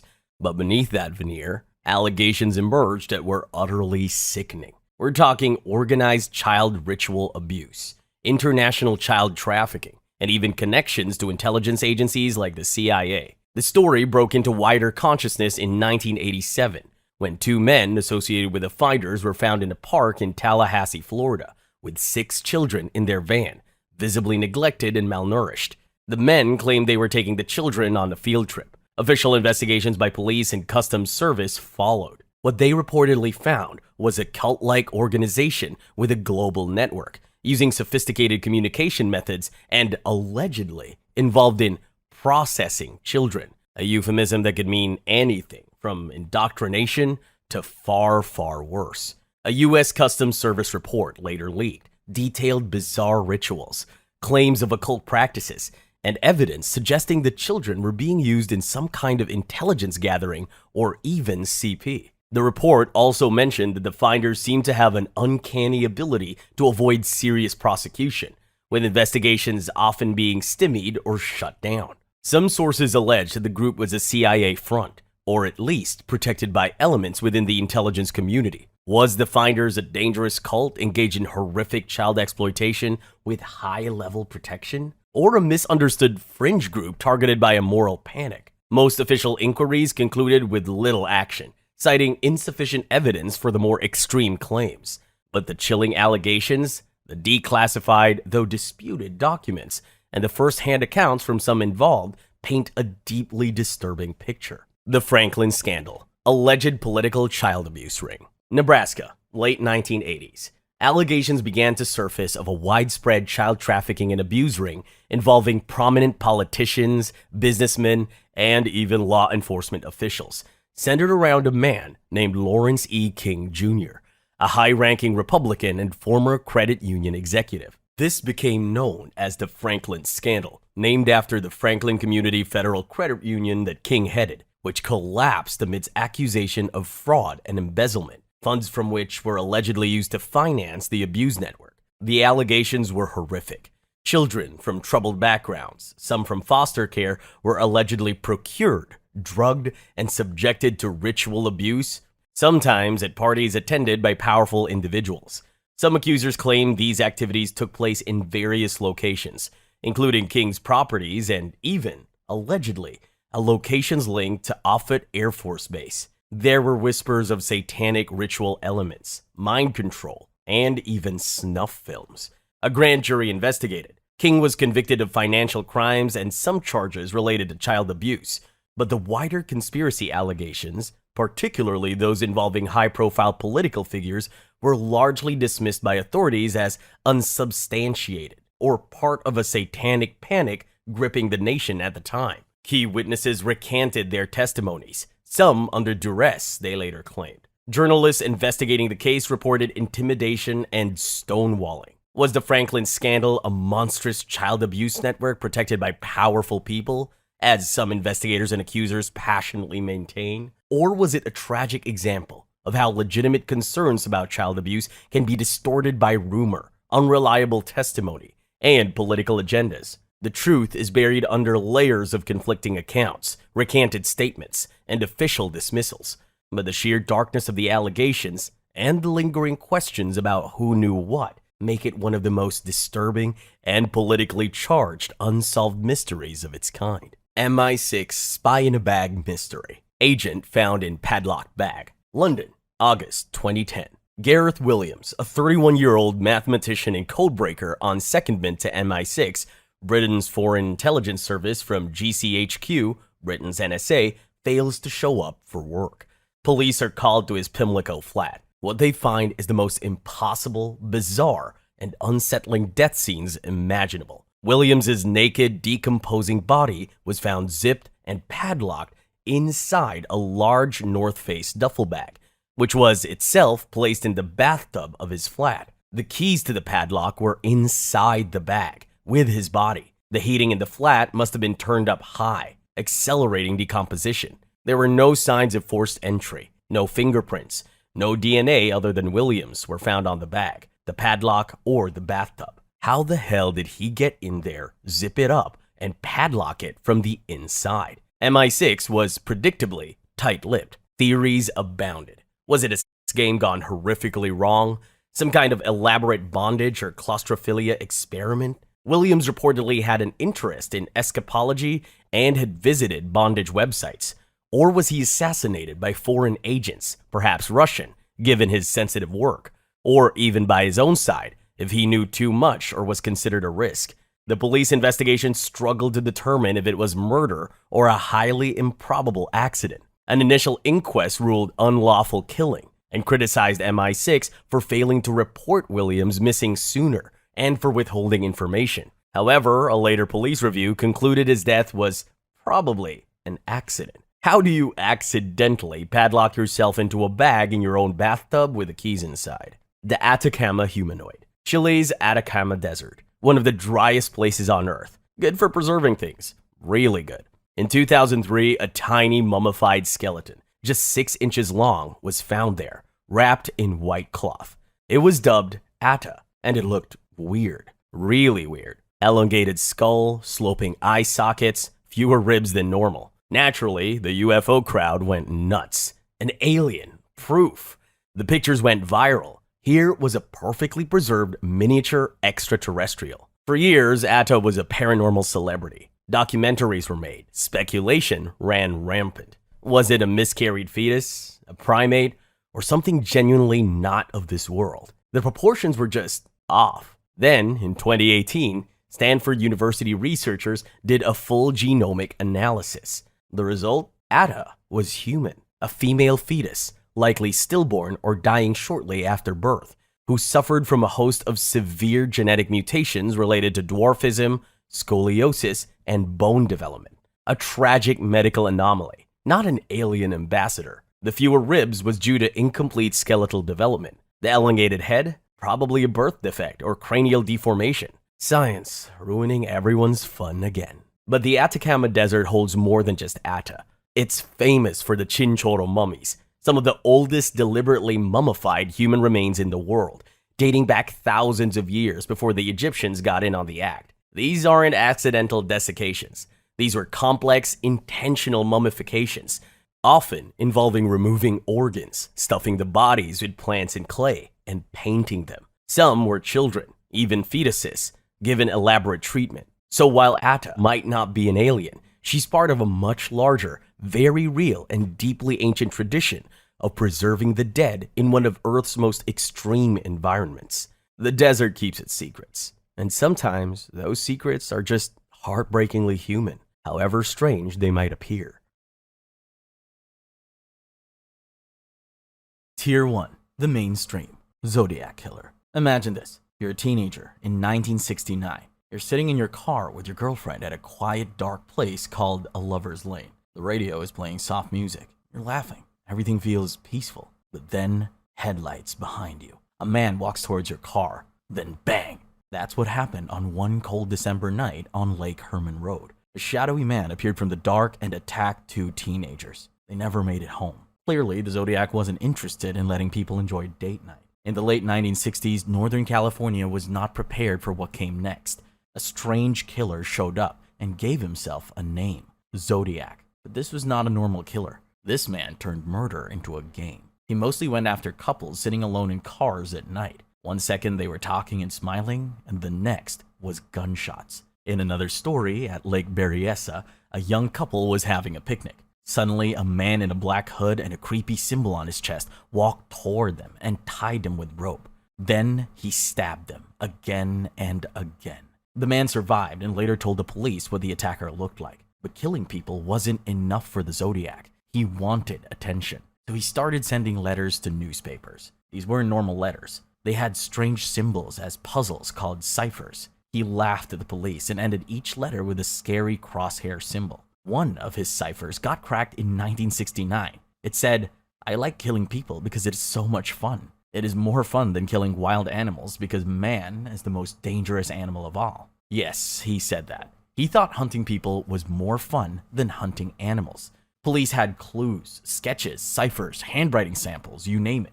Everything except, the actual guy. There were phone calls right after the murders. There was a witness who described him as a big man with glasses. But nothing worked, and Zodiac always escaped. Then, in 1974, the letters suddenly stopped. Just like that, he was gone. He said he killed 37 people, but the police could only prove 5. But who knows how many more there were. The case went cold for decades. Police, puzzle experts, even normal people on the internet all tried to solve it. In 2020, which over 50 years later, one more cipher was finally decoded. But the biggest question is still unanswered. Who was the Zodiac? Some say it was Arthur Lee Allen, a school teacher. Others say Gary Francis Post. Even Ted Cruz was joked about online. Whoever he was, he might have looked normal. He could have been someone's dad, someone's neighbor. Maybe he died with his secret, or maybe he's still out there. But the Zodiac wasn't the first creepy killer who sent letters and scared a whole city. Almost 100 years earlier, there was someone even worse, Jack the Ripper. It's 1888 in London. The gas lamps cast long shadows through thick fog. Cobblestone streets glisten with rain. And somewhere in those winding Whitechapel alleys, a killer is choosing his next victim. Before CSI and DNA testing, before criminal profiling, there was Jack the Ripper, the original serial killer. Victorian London wasn't exactly paradise. The East End was basically an open sewer with people living in it. But even in a place where life was cheap, what Jack did shocked the entire world. In the Whitechapel slums, poor women started turning up slaughtered in ways that made tough police officers lose their lunch. Throats slashed ear to ear, bodies mutilated, organs removed with surgical precision. Whoever Jack was, he knew his way around the human body and knives. The unknown killer seemed to stalk the slums in the darkest hours, appearing and vanishing like a ghost. Just a normal hobby for a Victorian gentleman, apparently. The press went absolutely wild and made London into mass hysteria. Imagine Twitter, with top hats and monocles. Headlines screamed about the Whitechapel murderer. Copycat killers threatened similar crimes. Citizens formed vigilante patrols. And the police, well, they were about as useful as a chocolate teapot. Then the letters started arriving at newspaper offices. One boasted, "I'm not a butcher, I'm not a yid, but I am down on whores and I shan't quit ripping them." It was signed with a chilling new nickname, Jack the Ripper. Was it really from the killer, or just some Victorian troll looking for attention? We'll never know, but the name stuck like blood on cobblestones. Jack struck at least 5 times that autumn, each crime scene more horrific than the last. Then, as suddenly as the killings began, they stopped. The Ripper vanished into London folklore. And the theories? Well, everyone from local butchers to respected doctors were suspects. Even Queen Victoria's grandson, Prince Albert Victor, wasn't above suspicion. The investigation featured 19th century CSI techniques, like checking for blood under suspects' fingernails and, I'm not making this up, bringing in bloodhounds named Burgo and Barnaby that promptly lost the scent and ran away. Great job, boys. Over 130 years, more than 300 suspects have been examined, theorized about, and written into history. From the royal surgeon, Sir William Gull, to the Polish barber, Aaron Kosminski, to the American quack doctor, Francis Tumblety. Everyone had a theory. Everyone had the real answer. Yet not a single person was ever charged with the Ripper murders. Turns out it's pretty hard to catch a killer when your best forensic technique is take a good look at the body and scratch your head. The image of Jack, a caped figure escaping into the London fog with a bloody knife in hand, still haunts our collective nightmares. It's given us thousands of books, movies, TV shows, and the template for pretty much every serial killer trope since. So who was Jack the Ripper? A surgeon? A butcher? A royal? A lunatic? Truth died in those foggy streets long ago. But speaking of famous mysteries that took over the nation, let's move on to a story where everyone thinks they know the ending. But legally, it's still unsolved. It involves a football star, a white Bronco, and a pair of gloves that didn't quite fit. O.J. Simpson murder case. It was June 12, 1994, in Brentwood, California. A dog led a neighbor to something horrible outside a townhouse, and they found two people killed in a brutal way with blood everywhere. The victims were Nicole Brown Simpson and her friend, Ron Goldman. Just like that, America was watching one of the strangest murder cases ever. The main suspect was Nicole's ex-husband, a football star and actor, O.J. Simpson. Just your average sports legend turned murder suspect. At first, it seemed simple, but things quickly became strange. O.J. was supposed to go to the police, but instead, he drove away slowly in a white Ford Bronco. Millions watched live on TV as police followed him for hours. People literally ordered pizza to watch it live, because in 1994, this was Netflix. Eventually, O.J. gave himself up. Next came the trial of the century, a nickname for the biggest trial of its time. But this one truly earned the title. The evidence seemed clear. O.J.'s blood was found at the crime scene. The victim's blood was in his car and home. There was even a bloody glove at O.J.'s house matching one at the crime scene. But O.J. had his famous Dream Team lawyers, named by Johnny Cochran. They changed the story, saying the police planted evidence and were racist. Soon, the trial wasn't just about murder. It became about race, police corruption, celebrity power, and media madness. America was watching a country lose its mind live on television. Then came the most famous moment. O.J. struggled to put on a bloody glove, leather soaked in blood, dried stiff like jerky, and somehow, that became reasonable doubt. Cochran said the famous words, "If it doesn't fit, you must acquit." But the funny thing is, the prosecution forgot that leather shrinks after getting soaked in blood. After 252 days, the jury took less than 4 hours to decide. O.J. was not guilty. Half of America celebrated. The other half was furious. More people watched this verdict than the moon landing. Officially, nobody was ever found guilty of these murders. Legally, the case is still unsolved. But later, in a different type of trial, O.J. was found responsible. He had to pay $33.5 million to the families of Nicole and Ron. So, legally, he wasn't a murderer. But legally, he was responsible. Yeah, confusing. Until he died in 2024, O.J. claimed he was still looking for the real killers. Usually somewhere between hole 3 and hole 9 on a golf course. Sure, some people had other theories. Maybe it was related to drugs. Maybe his son did it. But most people wondered how a man could leave his own blood from the crime scene to his home and still walk free. Nicole and Ron's families never got justice from criminal courts, and America never fully recovered from this case. But while O.J.'s case was about fame and power, our next story gets even darker. It involves the assassination of Dr. Martin Luther King Jr. The scary idea that the man convicted for it might not have acted alone. The assassination of Dr. Martin Luther King Jr. It was April 14th, 1968, just after 6 p.m. in Memphis, a single gunshot breaking the peaceful environment. Dr. Martin Luther King Jr. fell on the balcony of the Lorraine Motel. The bullet went through his jaw and spine. 1 hour later, he was dead. After this, cities all over America erupted in anger. Streets filled with fire and rage.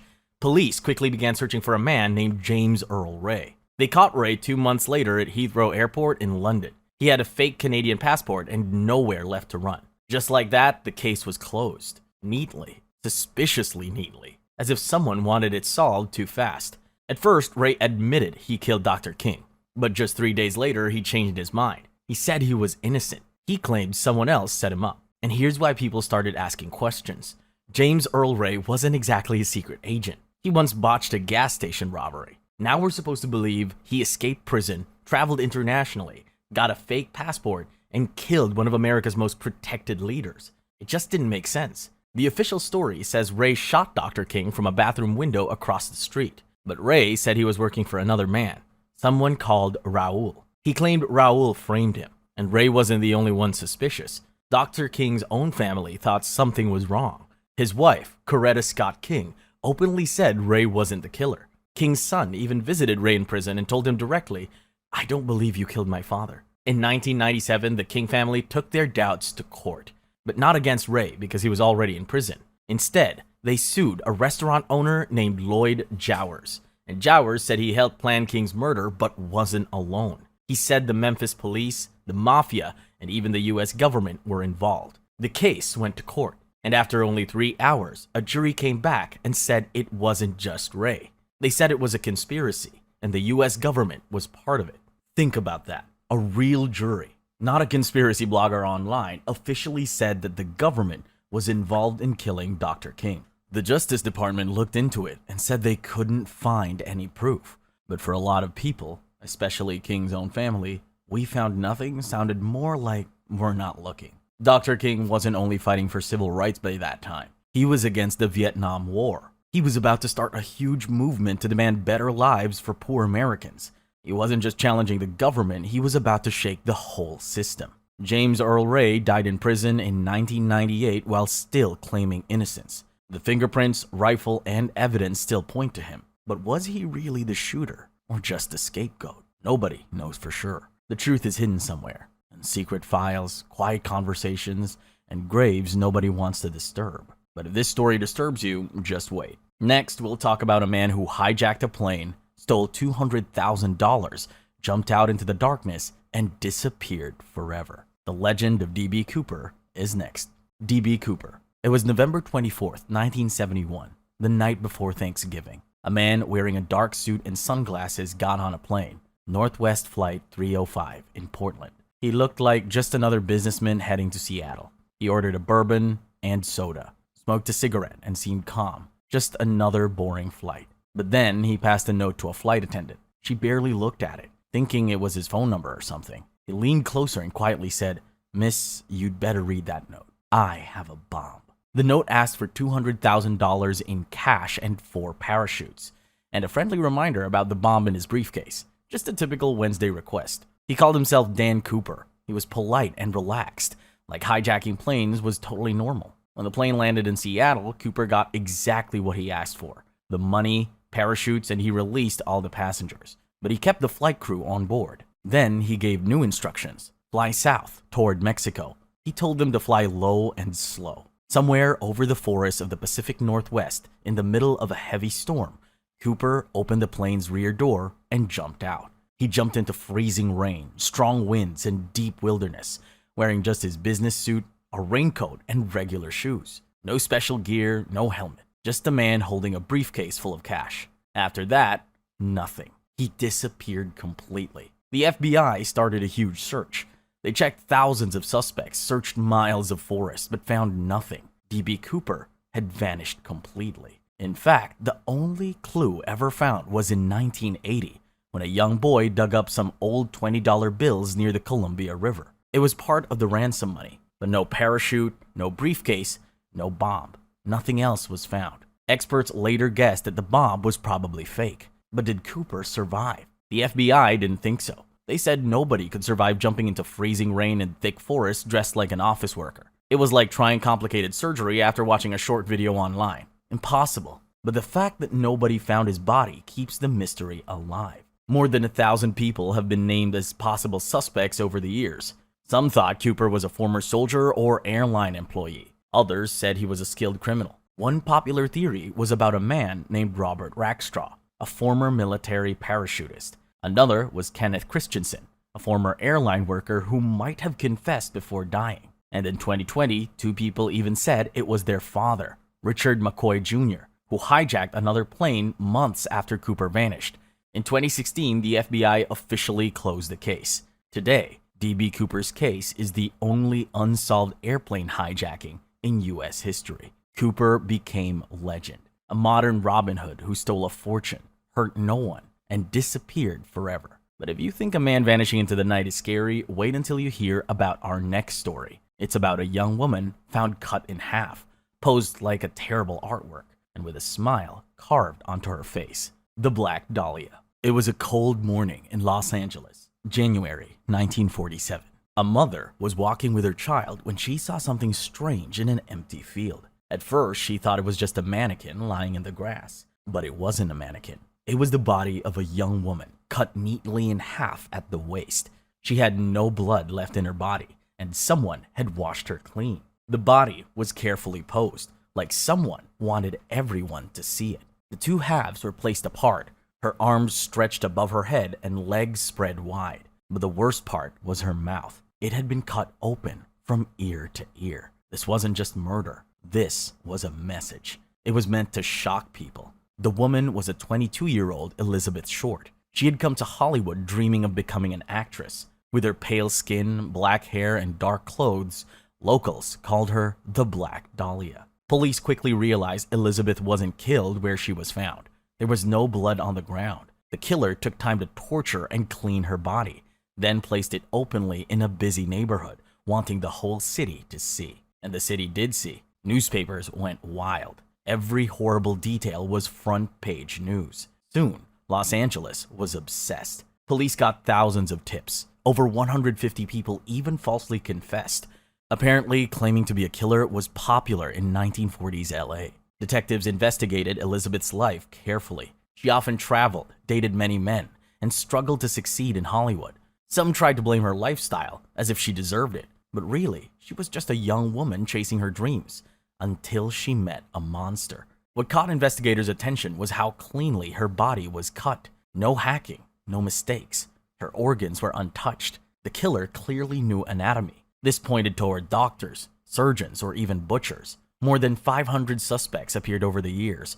Doctors, businessmen, even famous people like Orson Welles. But one popular suspect was Dr. George Hodel, whose own son, a former detective, believed his father was the killer. Their house even had a creepy basement where possibly Elizabeth died. Other theories pointed to Jack Wilson, a known criminal, or the mob, because in 1940s LA, who wasn't shady? But what makes the Black Dahlia case unforgettable is how the killer turned murder into a horrible display. It worked, but not a single soul could decode the signature. But if this story makes you uncomfortable, our next one is even stranger. It's about 9 hikers found frozen in the Russian snow. Their tent mysteriously ripped open, their bodies scattered everywhere. This is the story of the Dyatlov Pass incident. Tier 2. Conspiracies and Cult Classics. Dyatlov Pass Incident. In February 1959, 9 hikers disappeared in the cold Ural Mountains of the Soviet Union. A search team went looking for them and found something truly disturbing. First, they discovered the hikers' tent on a mountain called Kolatyakl, meaning Dead Mountain. Yeah, not scary at all. The tent was cut open from the inside, which means something outside was so terrifying, 9 survival-trained hikers slashed their tent open and ran barefoot into a freezing blizzard. Inside the tents, everything looked normal.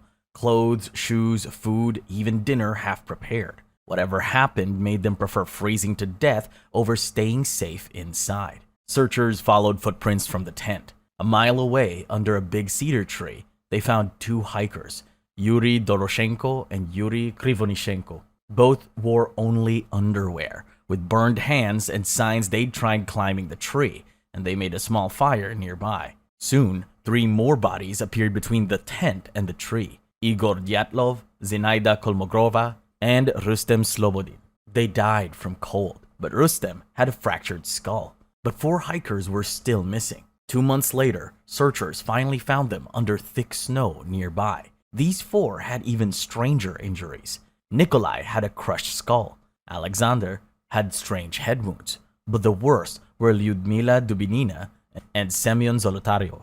Lyudmila's eyes, tongue, and lips were gone. Semyon had severe chest injuries, like from a car crash, but there were no signs of fighting or wounds outside their bodies. Even stranger, some of their clothes had high radiation. Some hikers had orange skin and gray hair, as if they'd aged overnight. The official Soviet statement, they died from a compelling natural force, which is Cold War code for "we have no idea and we'd like you to stop asking." There are many theories over the years. An avalanche? Maybe, but the slope wasn't steep enough, and the injuries don't match. A Yeti attack? Sounds crazy, but people actually believed it. Secret Soviet military tests? Possible. Radiation and strange lights seen that night support this. Infrasound? Scientists say the mountain could create sounds causing panic and confusion. In 2019, Russia reopened the case and blamed a small avalanche. But many still disagree. The footprints were clearly visible. No fresh snow covered them afterward, and the injuries still don't make sense. These weren't weekend campers, they were elite hikers, trained, prepared, and still, something made freezing to death look like the better option. Whatever really happened on Dead Mountain, those 9 hikers took the truth with them. But if you think this story is scary, our next case is even stranger. A young woman disappeared from a hotel elevator and was later found dead, floating in the hotel's water tank. Alyssa Lamb. It was January 2013 in downtown Los Angeles. A 21-year-old Canadian student named Alyssa Lamb checked into the Cecil Hotel. If you've heard of that place, you know it already had a dark history. People called it Hotel Death. Alyssa was traveling alone and seemed excited about her California trip. She posted photos and updates online, but by the end of the month, she vanished. No calls, no texts, just gone. Her parents, who usually talked to her every day, got worried and called the police. Then the LAPD released security footage from one of the hotel elevators, and that's when things went from a missing person case to a full-on horror movie. In the video, Alyssa steps into the elevator, presses a bunch of buttons, and then starts acting strange. She hides, peeks out like she's being followed. Her hands move like she's reaching for something that isn't there. She steps in and out of the elevator, but the doors, they never close. Not once. It's like the elevator itself is frozen. The internet exploded with theories. Some people saw shadowy shapes in the hallway. Others said she looked scared, not confused. Meanwhile, guests at the hotel started complaining. Low water pressure, weird taste. One person even said their water turned black for a few seconds. Then, on February 19th, a hotel worker climbed to the rooftop to check the water tanks. Inside one of them, floating face up, was Alyssa. She had been in the hotel's water supply for weeks. Yes, people had been drinking, showering, and brushing their teeth with that water. The official story said it was an accident. She had a mental health episode, climbed into the tank herself, and drowned. But a lot of things don't make sense. First, the rooftop door was locked and had an alarm. You couldn't just walk up there. Second, the tanks were hard to open because the lids were heavy. And if she did climb in, how would she close it behind her? Third, why would anyone go into a water tank during a mental breakdown? So the theory started. Some believed someone at the hotel murdered her and covered it up. Others blamed the building itself. There are serial killers who had stayed there before. Maybe something dark was still there. Then, things got really weird. At the same time Alyssa disappeared, there was a tuberculosis outbreak nearby. The test for that outbreak was named Lamb Alyssa, which was her name but reversed. Then there's Dark Water, a horror film from 2005 about a ghost girl, a rooftop tank, and black water. Sound familiar? And yes, the water turns black. Maybe coincidence, maybe something else. Either way, it doesn't sit right. In the end, maybe the saddest answer is the real one. Maybe Alyssa was lost in her thoughts and got overwhelmed. Maybe she climbed up there and nobody noticed in time. The Cecil Hotel changed its name later, but that elevator video never left the internet. It plays on loop, her last moments frozen in time. And if you think one strange death is disturbing, wait until you hear about dozens. The smiley face murders. Imagine this. A popular college student goes out drinking with friends. He gets separated from the group and disappears into the night. Days or weeks later, his body is found floating in a nearby river or lake. Police say it was just another drunk kid who drowned. But what if these weren't accidents? What if someone or someones are turning college bars into hunting grounds? That's the disturbing theory from 2 retired NYPD detectives, Kevin Gannon and Anthony Duarte. They believe at least 45 deaths from the late 1990s to the 2010s across the Midwest and Northeast were not accidents, but murders. According to them, the cases had a pattern. The victims are usually young men, college students, athletic, smart, well-liked. They're last seen leaving a bar or party, usually drunk. And here's the creepy part. Near many of the spots where their bodies were found, someone spray painted a smiley face. Yes, that same little smiley face you saw on stickers or test papers as a kid. The detectives believe this is the killer's calling card, left to mock the police and take credit. They think these deaths were staged to look like accidents, that the victims were taken, murdered, and placed in water to cover up the truth. Take Chris Jenkins, for example. He was a student at the University of Minnesota. He disappeared on Halloween night in 2002. 4 months later, his body was found in the Mississippi River. Police first said it was an accident, but after more digging, his case was reclassified as a homicide. Or Patrick McNeil, a student from Fordham University. He vanished after leaving a Manhattan bar in 1997. Weeks later, his body was found in New York Harbor. The official report said it was a drowning incident, but Detective Gannon believes the evidence says otherwise. Still, most law enforcement agencies remain doubtful. The FBI reviewed several cases and said they found no real proof of a serial killer or gang. They pointed out that drunk young men near rivers often end up in accidents. That's tragic, but it happens. Also, critics say smiley face graffiti is everywhere. You could find one near almost any wall or bridge. It doesn't mean there's a killer nearby. And then there's the big question. Could a secret group really kill people across many states for years and never be caught? That sounds more like a spy movie than real life. Even so, many families of the victims don't believe the drowning stories. Some of the young men were afraid of water. Some were strong swimmers. Why would they suddenly walk into a river in freezing cold at night? Some autopsies also found strange drugs in their systems. Not the usual party drugs, something else. Something that might suggest they were drugged on purpose. So, is this a real case of serial murder, or just random tragedies we've connected into a story? Until someone talks or gets caught, the smiley face killer remains an unsolved mystery and one of the most chilling urban legends in America. Tier 3. Cult Cases. Hinterkaifeck Murders. Imagine you're on a remote farm in 1922, Bavaria, Germany, surrounded by dark pine forests with no neighbors close enough to hear a scream. This place was called Hinterkaifeck, and it was home to the Gruber family. There were Grandpa Andreas, his wife Grandma Kazilia, their widowed daughter Victoria, and Victoria's 2 kids, little Kazilia and Josef, and a new maid named Maria. Before the murders, strange things started happening.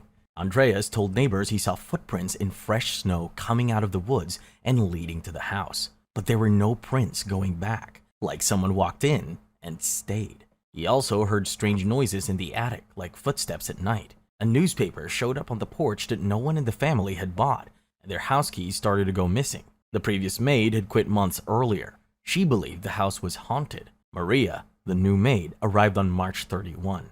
That same day, the entire family was murdered. When no one had seen or heard from the Grubers for days, neighbors decided to visit the farm. What they found was horrifying. 4 family members, Andreas, Kazilia, Victoria, and young Kazilia, were found dead in the barn. Someone had lured them there, one by one, and killed them using a mattock. Inside the house, they found Maria and baby Josef. Both had been killed in their beds. And here's the part that haunts people. The killer didn't leave. Evidence showed someone stayed in the house for days after the murders.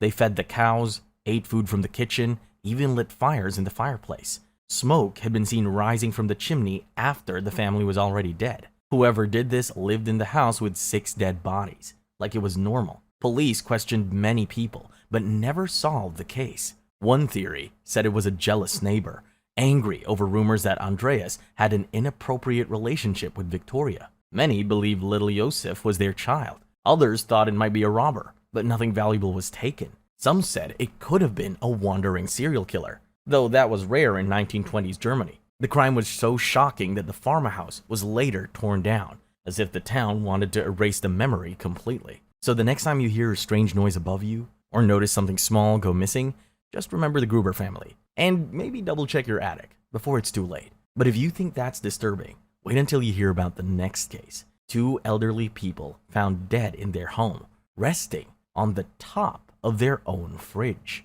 Icebox murders. This one happened in June 1965 in Houston, Texas. Police were called to 1815 Driscoll Street for a welfare check. The neighbors were worried. They hadn't seen the elderly couple who lived there, Fred and Edwina Rogers, for a few days. When the cops arrived, the house was locked, so they forced their way in.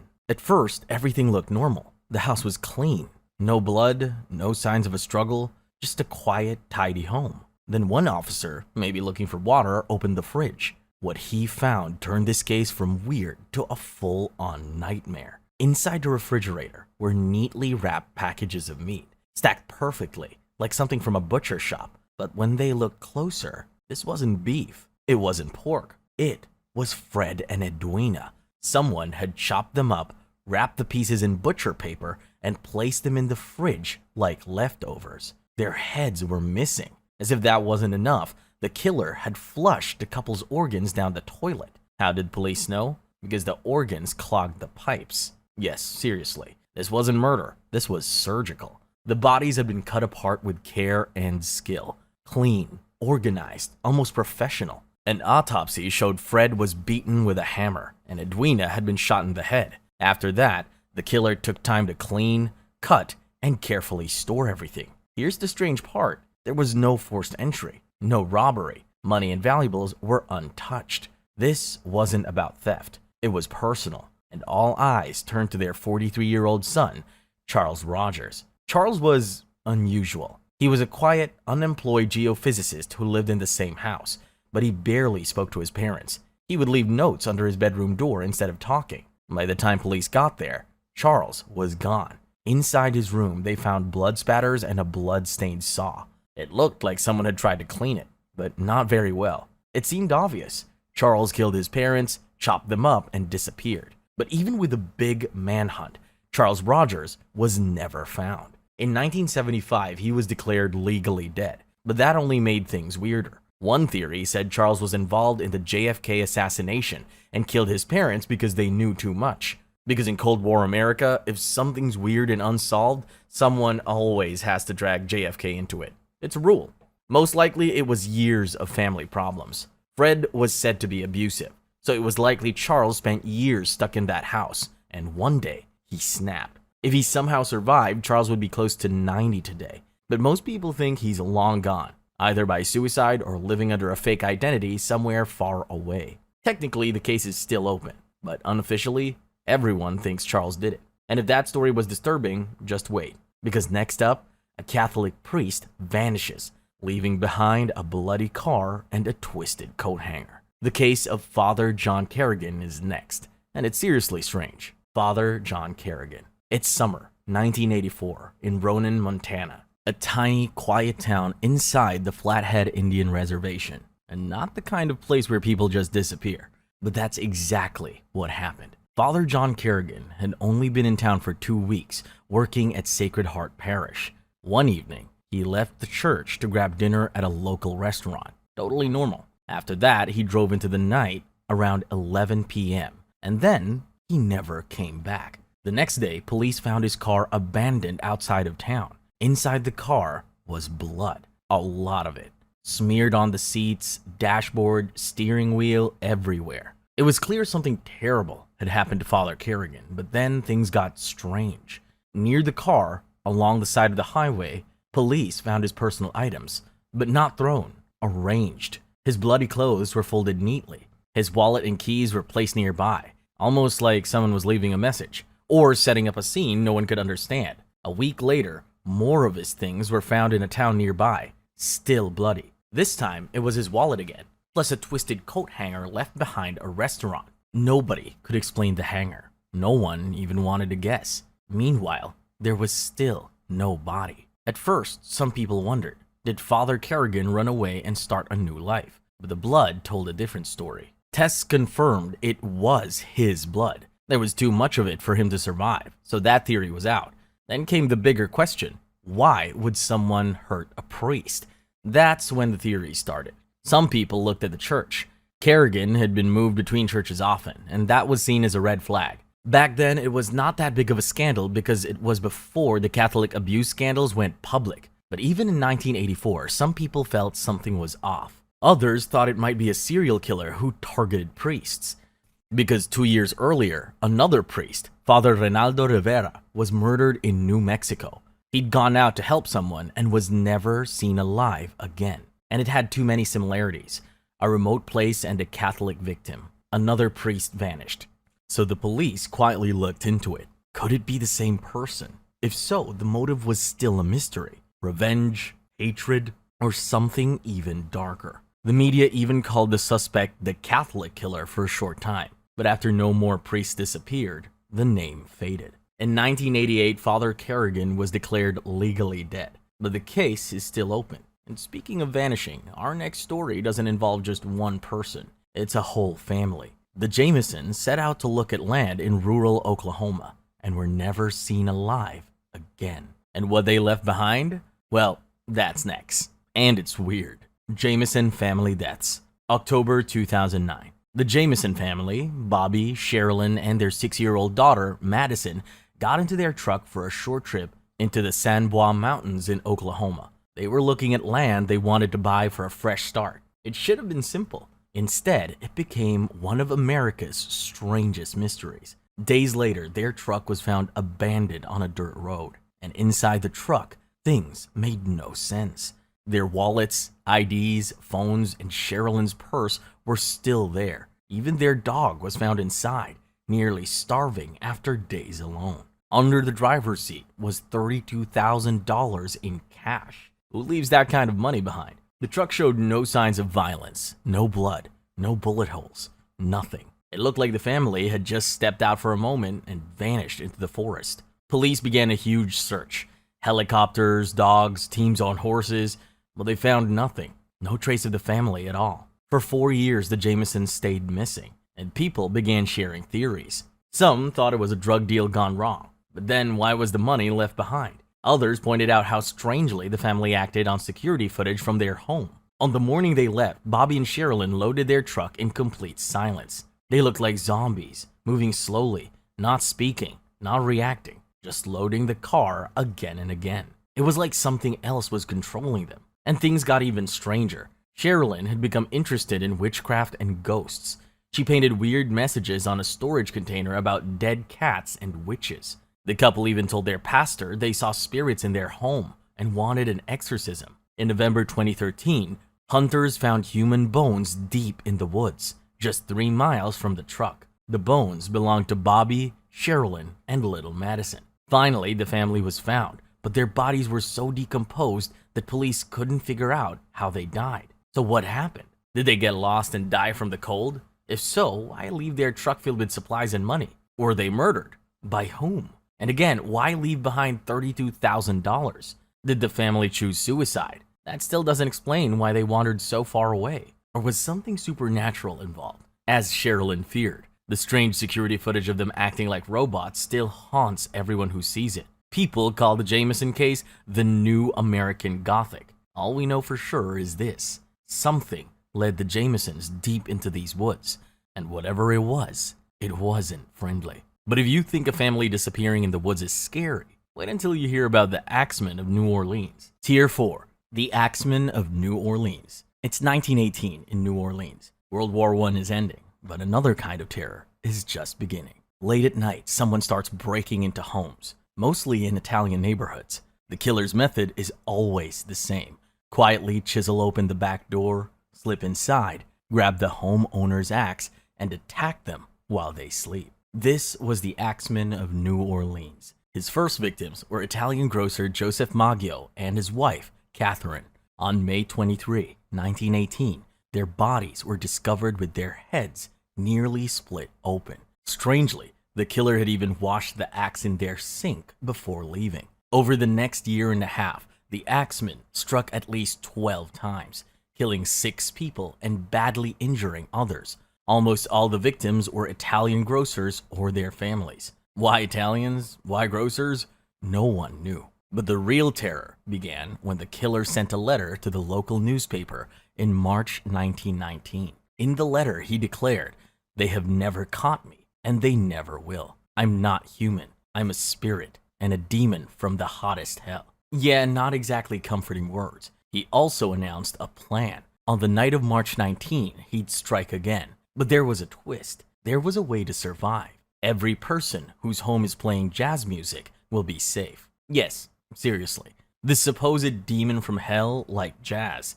The city panicked. On March 19, jazz music blasted from every home, club, and bar. People without instruments played records loudly. Some banged pots and pans.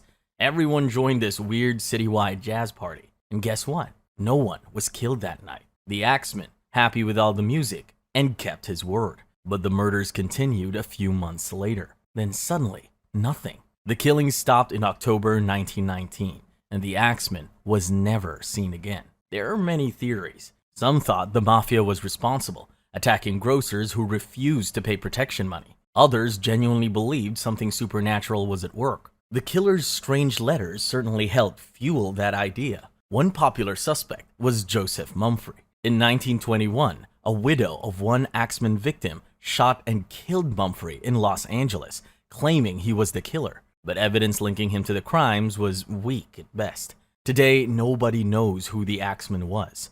Over 100 years later, evidence is gone, and everyone involved has passed away. Yet the story survives, especially the bizarre image of an entire city desperately playing jazz music to avoid becoming victims of a mysterious killer. Even now, on certain spring nights, New Orleans remembers. You might still hear jazz played louder than usual, as if the city's never forgotten the terror or the music that saved their lives. But axes aren't the only weapons leaving detectives confused. Our next case takes us to 1922, when two bodies were found under a crabapple tree in New Jersey. A secret love story turned deadly. Hall's Mills murder.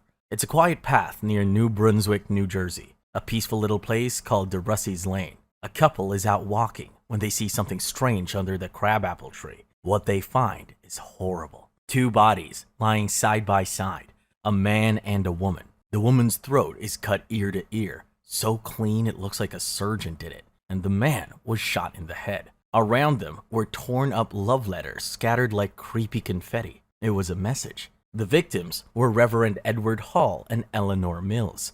He was a pastor, and she sang in his church choir, and both of them were married, just not to each other. So yes, this was a secret affair, and someone clearly didn't approve. Their bodies were carefully posed, feet pointed toward the tree. Hall's hat covered his face. His calling card was placed at his feet. Right away, the first suspicion fell on Frances Hall, Edward's wife. She was older, very wealthy, and definitely had a reason to be upset. Oh, and she also had powerful friends and money to protect her. Frances's two brothers, Henry and Willie Stevens, also became suspects.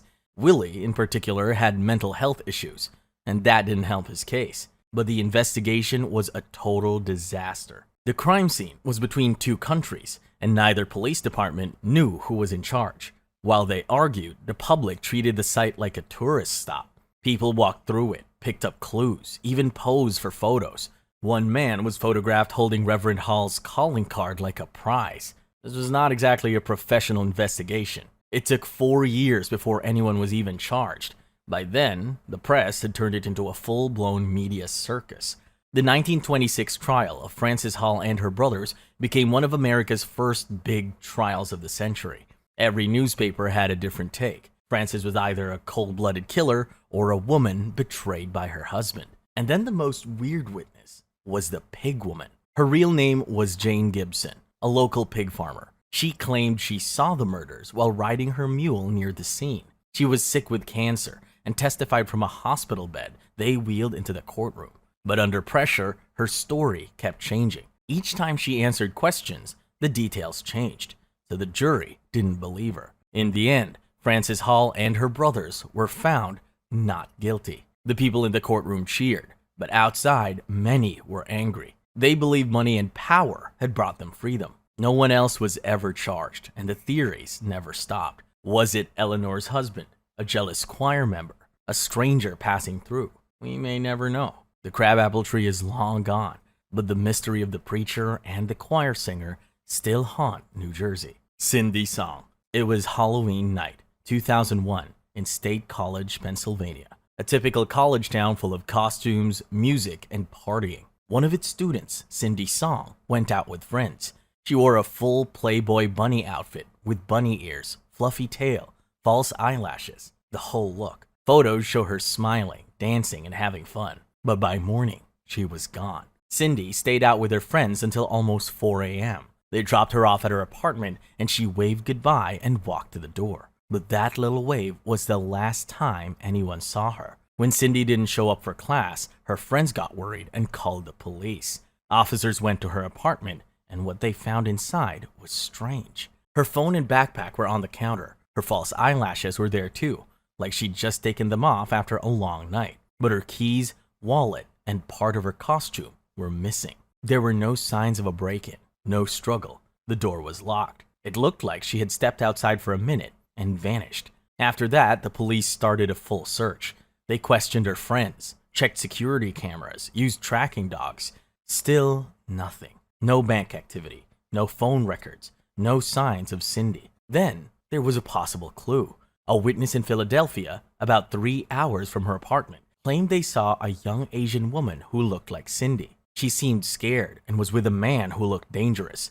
She was crying for help before being forced into a car. It could have changed everything, but the witness kept changing their story. So eventually police stopped trusting the lead. Then, in 2003, something huge happened. A man trying to cut a deal with police came forward with a wild story. He said Hugo Selensky, a known criminal, had kidnapped a woman who looked like Cindy. He claimed they thought she was a night worker, kept her in a basement, and she didn't make it out alive. And one of them supposedly kept her bunny ears as a trophy. So police searched Selensky's property. What they found was horrifying. They found multiple bodies buried in the yard. It finally seemed like the case was solved, but when forensics came back, none of the remains were Cindy. Selensky went to prison for other murders, but Cindy's case is still unsolved. No charges, no evidence, no closure. So what really happened? Was she taken by a random predator? Was the Selensky story true and her body hidden elsewhere? Or was there someone else out there that night? More than 20 years later, we still don't know. And maybe the scariest part is she wasn't doing anything risky, just going out with friends in a college town on a night meant for fun. But sometimes that's all it takes. And our next case is way older and way stranger.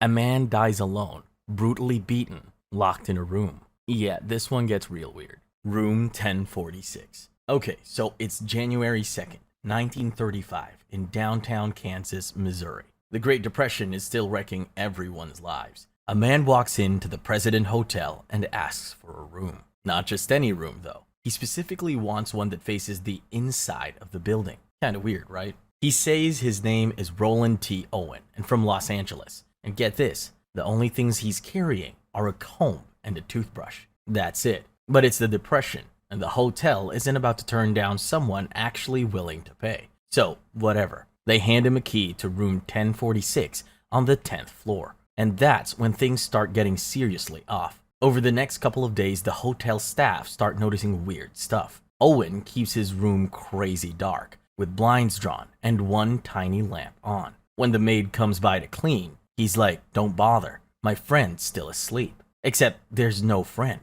She doesn't see anyone. Also, when staff came to the door, Owen only cracks it open enough to talk through. Won't even open it properly. And he kept glancing over his shoulder like someone's about to jump him. Eventually, one maid actually gets a better look. She notices Owen has a cauliflower ear and a scar on his head, like he's been in some serious fights before. And there was a note sitting on the desk. It says, "Dawn, I will be back in 15 minutes. Wait." Nobody knows who he is. On January 3rd, things get even weirder. The maid swings by around 4 p.m., but Owen tells her through the door that he's got a visitor. From inside, she hears a man's voice say, "I don't want that to happen." When she comes back later, Owen's just sitting there in the dark, looking like he's barely hanging on. And then, in early morning, January 4th, guests on the 10th floor start hearing noises from room 1046, like someone getting slammed against the walls and a voice of pleading. "No,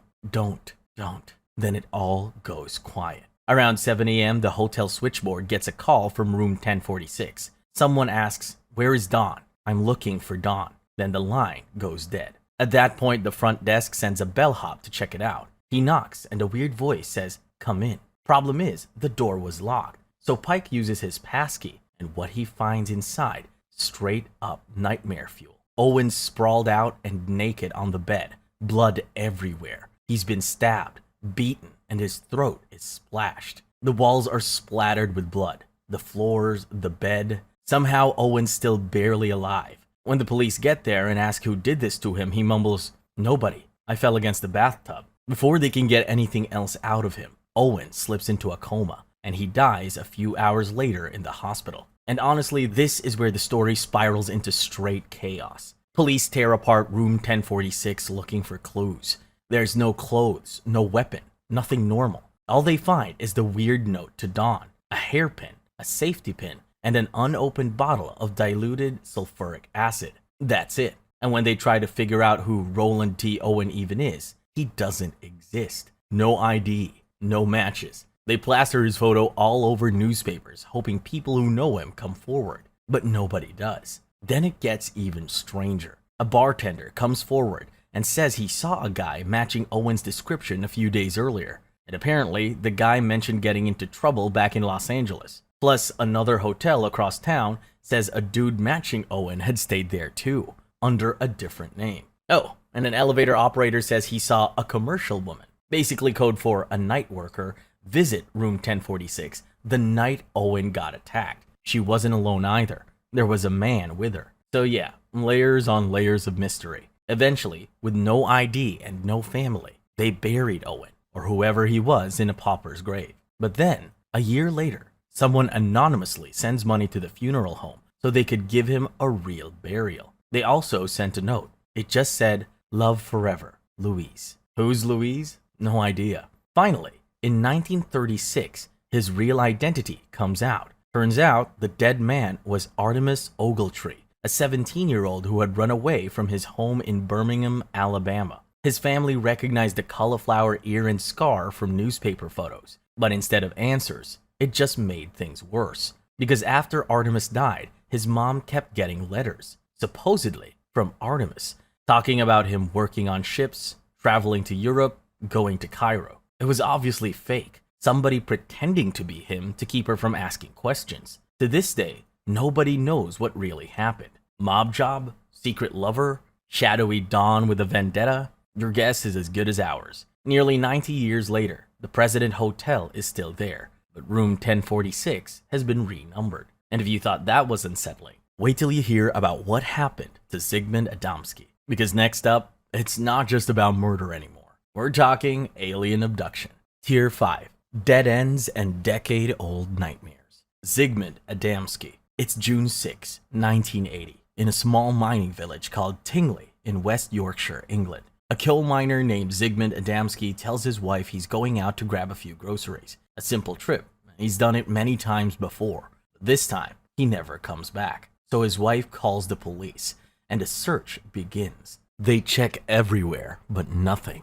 It's like he vanished into thin air on the way to the shop. Then, 5 days later, something strange happens.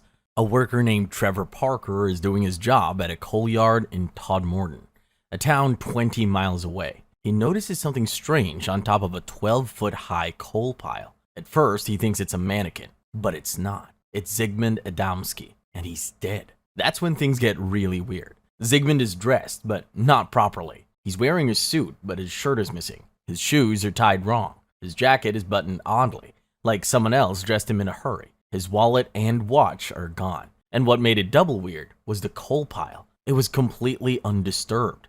There was no footprints, no drag marks, no signs that anyone climbed up there or carried him. It looked like he had been dropped from the sky. Then there were burns. Zygmunt had strange round burns on his neck, shoulders, and head. They were smooth and clean, almost like welts, and they were covered in a weird green gel. The police sent the gel to a lab, but the scientists had no idea what it was. The tests came back inconclusive. The autopsy said Zygmunt died from a heart attack, likely caused by extreme stress or fear. But here's the strange part. His body was fresh. He had only been dead a few hours before being found. So the big question is, where was he for the other 5 days? Because he was clearly alive for the most of it. Zygmunt didn't have a car. He had no reason to be in Todmorden. No enemies. No obvious reason to vanish. Some thought he was kidnapped by humans, maybe tortured or experimented on. That would explain the burns and the mystery gel.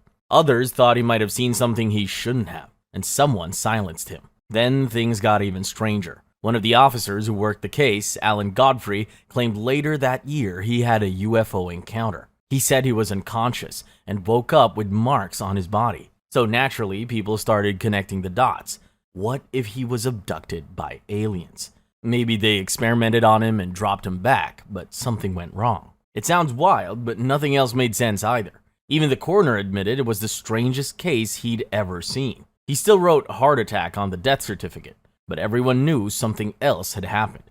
Zygmunt's wife died, never knowing the truth. To this day, it remains one of the UK's real-life X-Files. And if that gave you chills, wait until the next one. 5 children, a burning house, not a single bone found. The Sodder children disappearance. It's Christmas Eve, 1945, in Fayetteville, West Virginia. The Sodder family is getting ready for the holidays. Big meal, presents, decorations. George and Jenny Sodder were Italian immigrants that lived in a 2-story house with their 10 children. That night, some of the older kids stayed up playing with toys. And around midnight, George and Jenny head to bed. At 1 a.m., the phone rings.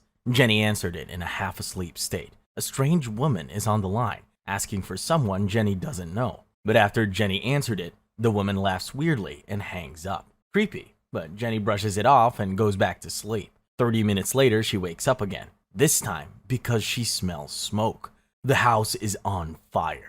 George and Jenny rush to get out with 4 of their children, Marion, John, George Jr., and little Sylvia. But 5 kids are still trapped upstairs. Maurice, Martha, Louis, Jenny, and Betty. George tries everything. He goes for the ladder, but it's gone.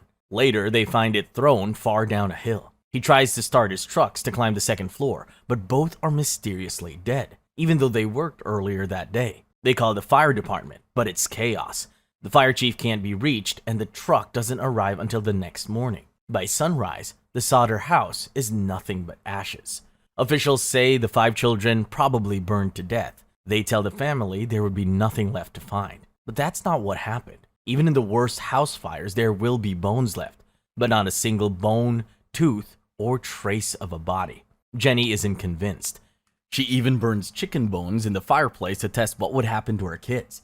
And the bones don't turn to ash. That experiment convinces her even more that her children didn't die in the fire. And then, the family remembers all the strange things that happened before the fire. A man came asking for work. He pointed to their fuse box and said, "This will cause a fire someday." George had a fight with another man over anti-Mussolini views. The kids said they saw shadows around the house days before the fire. One witness even claimed to see the kids inside a car as the house was still burning. George and Jenny became sure that their children were taken. They put up a massive billboard along Route 16 with their children's photos and the words, "What happened to our children?" They offered a reward, followed every tip.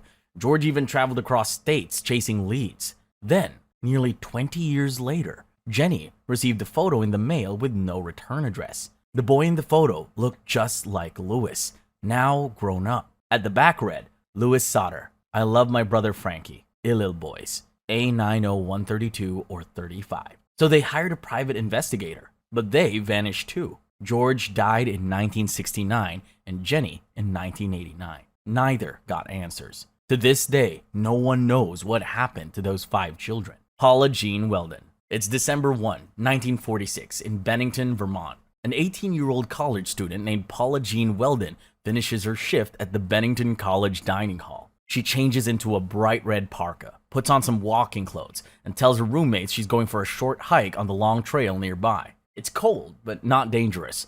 Just some fresh snow on the ground. A peaceful afternoon walk. She catches a ride part of the way there. Around 4 p.m., a couple sees her walking and gives her directions. She's not carrying a backpack or any gear. Just a quick walk, she said. She planned to be back by dinner. But Paula never comes back. By the next day, when she doesn't show up for class, people get worried. Then the panic sets in. Vermont launches the biggest search in its history at the time.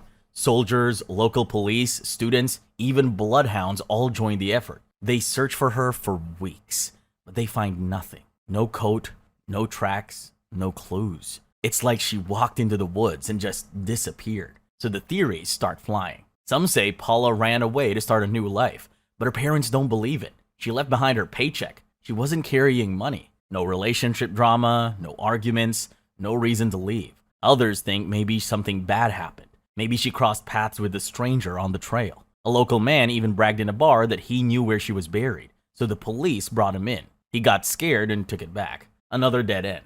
Then came the sightings. Someone claimed they saw her in Quebec. Another lead pointed to Colorado, but nothing ever checked out. Some believed Paula's red coat made her a target for hunters, but it wasn't hunting season, and there was no blood and no remains. The investigation was messy. Back then, Vermont didn't even have a state police force. No one knew who was in charge, and valuable time was lost. In fact, Paula's case pushed Vermont to create a state police the following year.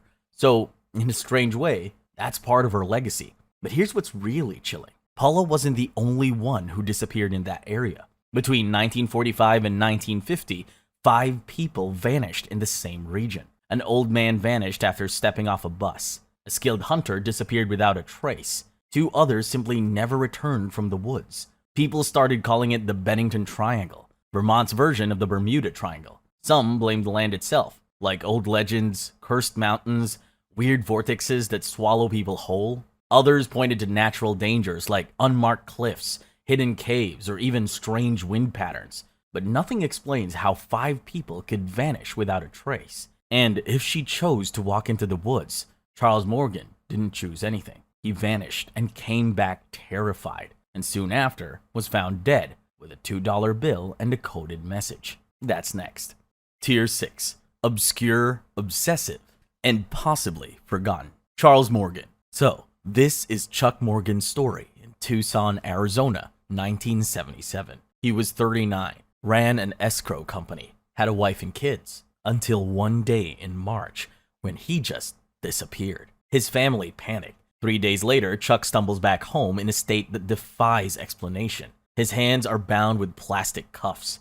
A zip tie is wrapped around his neck. He's missing a shoe, and he can't talk. Turns out someone coated his throat with a hallucinogenic drug to paralyze his vocal cords. He managed to scrawl notes to his wife, explaining he'd been kidnapped and tortured by hitmen, but somehow he got away. Then comes the wild part. Chuck told his wife he'd worked undercover for the Treasury Department, helping expose mob-connected land fraud, like some suburban James Bond in loafers. Whoever grabbed him smeared a toxin on his throat to paralyze his voice, just in case he got any bright ideas about snitching. He refused to call the cops, saying involving law enforcement would be a death warrant for his whole family. For weeks, Chuck lived in constant terror, wearing a bulletproof vest everywhere. He told his father, "If anything happens to me, there's a letter hidden somewhere explaining everything." And then, on June 18th, about 3 months later, they find him dead in the desert 40 miles outside of Tucson. He's been shot in the back of the head and was still wearing his bulletproof vest.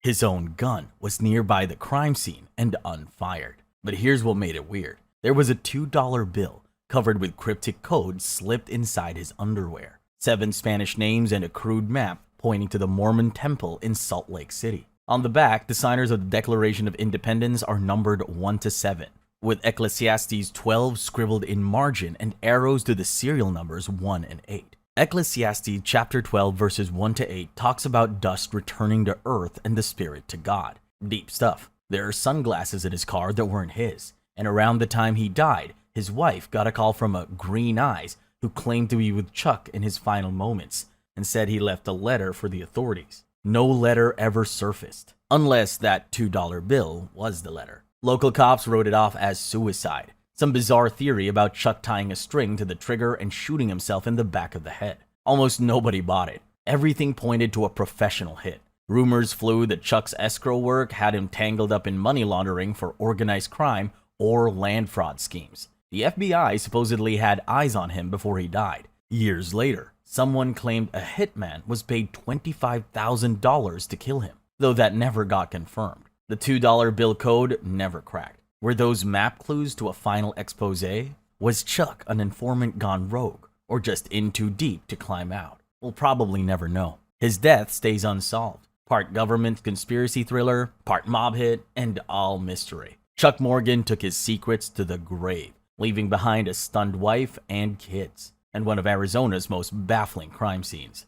The Kolb Skeleton. It's 1976 in Grand Canyon, Arizona. Emery Kolb, a famous photographer who spent decades capturing the canyon's beauty, has just passed away at the age of 95. He had lived right on the edge of the South Rim, running his photo studio for years. After his death, workers began turning his old studio into a museum. They found a locked storage room Kolb had kept shut for decades. Inside the room was a dusty canvas sack, and inside the sack, a mummified skeleton with a bullet hole right through the skull. Imagine finding a dead body hidden in your grandpa's attic. That's how shocking this discovery was. People immediately started asking, who was this? And pretty soon, a familiar name came up. Back in 1928, Glenn Hyde and his wife Bessie vanished during their honeymoon rafting trip through the canyon. Their boat was found floating, perfectly fine, but the couple was never seen again. Their disappearance is one of the canyon's oldest mysteries. Kolb had actually helped in the search for them back then. So when a skeleton showed up in Kolb's studio, people got excited. Was this Glenn Hyde? Had Kolb found the body and hidden it? Or, in a darker twist, did Kolb kill Glenn himself? Before the mystery could get too far, forensic experts came in with the answers. The skeleton wasn't Glenn. It was a young man, yes, probably under 30, just like Glenn was. But the body dated from the 1940s or 1950s, not 1928. Plus, the dental records and facial features didn't match.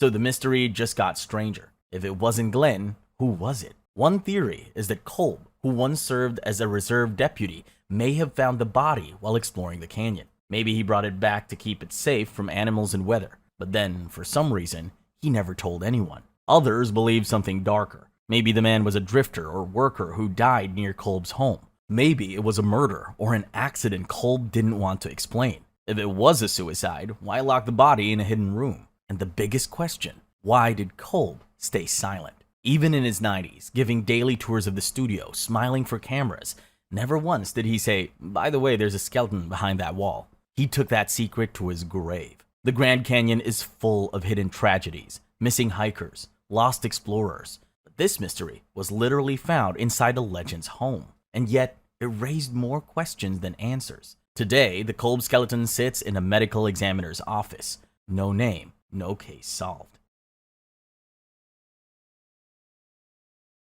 Imagine stepping out for a short walk and never coming home. No struggle, no goodbye. Just gone. That same vanishing act has played out on planes, in crowded streets, and in cities under constant surveillance.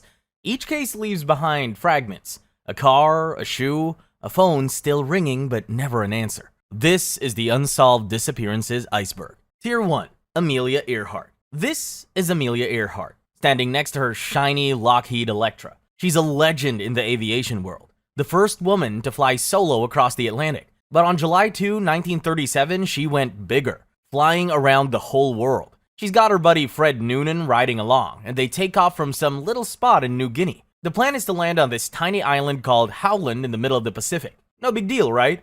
But here's where it goes bad. The weather turned tough. Their radios kept cutting out. And the Pacific, well, the Pacific is huge. At one point, Amelia's voice came through, saying she was running north and south. Basically, she was low on fuel and had no idea where land was. The Coast Guard tried to guide her in, but their signals kept missing each other. And then, silence. The world lost its mind. The Navy and Coast Guard launched one of the biggest searches ever. Planes, ships, anything they could use. They swept miles of ocean, even tiny islands, hoping for wreckage. But there was nothing. After 2 years, they declared her gone. Likely crashed at sea. But people never stopped looking. In 1940, bones and a woman's shoe showed up on a deserted island called Nikomaroro, along with a jar of old freckle cream. The thing is, Amelia was known for her freckles. Scientists said the bones matched her size too. But without DNA, it's still just a maybe. Others swear she ended up in Japanese territory, captured as a spy, maybe even executed. But the photo got debunked, and nobody ever found a scrap of her or Fred in any Japanese records. Most experts stick with the crash and sink theory, but until somebody finds that plane or some real evidence, it's still wide open. But at least Amelia still has some theories that kinda make sense. I've got another missing plane story.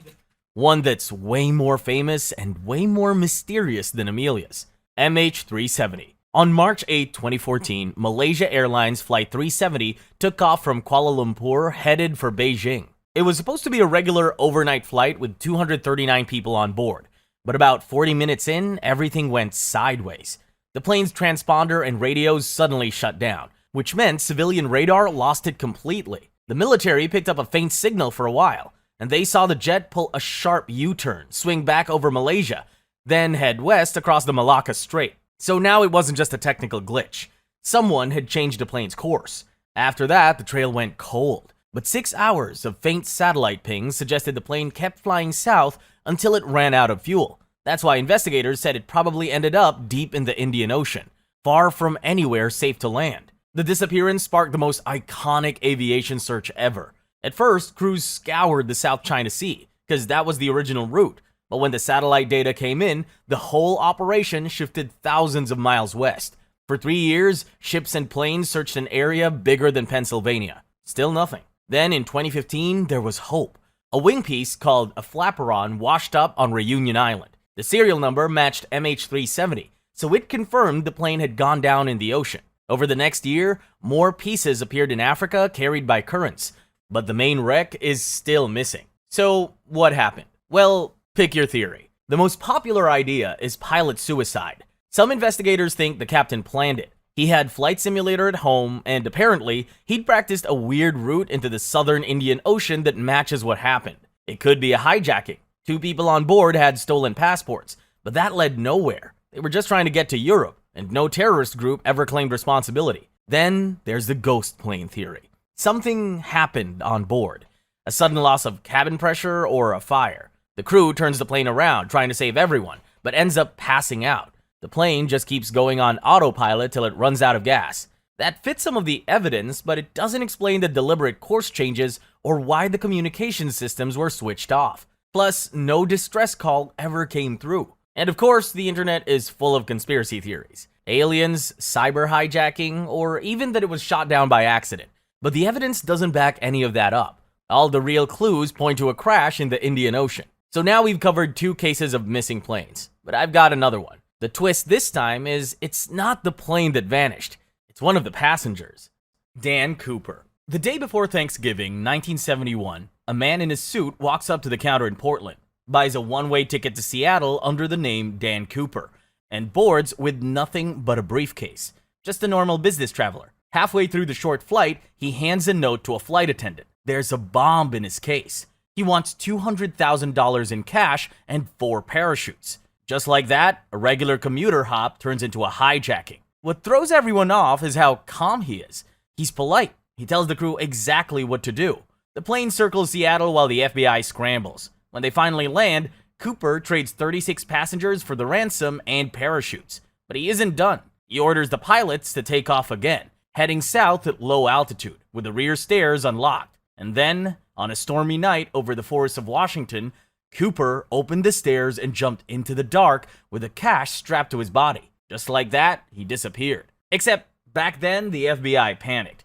They called the case Norjack and launched one of the biggest manhunts in US history. Over 800 suspects are interviewed. Cooper left almost nothing behind except just a clip-on tie. Investigators even tried DNA years later, but nothing matched. But then, in 1980, a kid digging on a sandbar next to the Columbia River finds a bundle of old $20 bills, waterlogged and half-buried. Turns out they match the serial numbers from Cooper's ransom, but it's the only Cooper cash ever found. The spot is called Tena Bar, and about 20 miles downstream from where he probably jumped. How did it get there? Nobody agrees.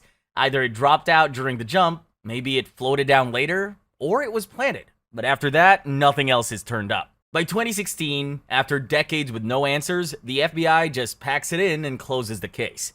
To them, it's a cold case. End of story. But you know how it goes. People just won't let this one die. The most famous suspect is Richard Floyd McCoy Jr. He was an army guy who pulled off almost the exact same skyjacking a year later.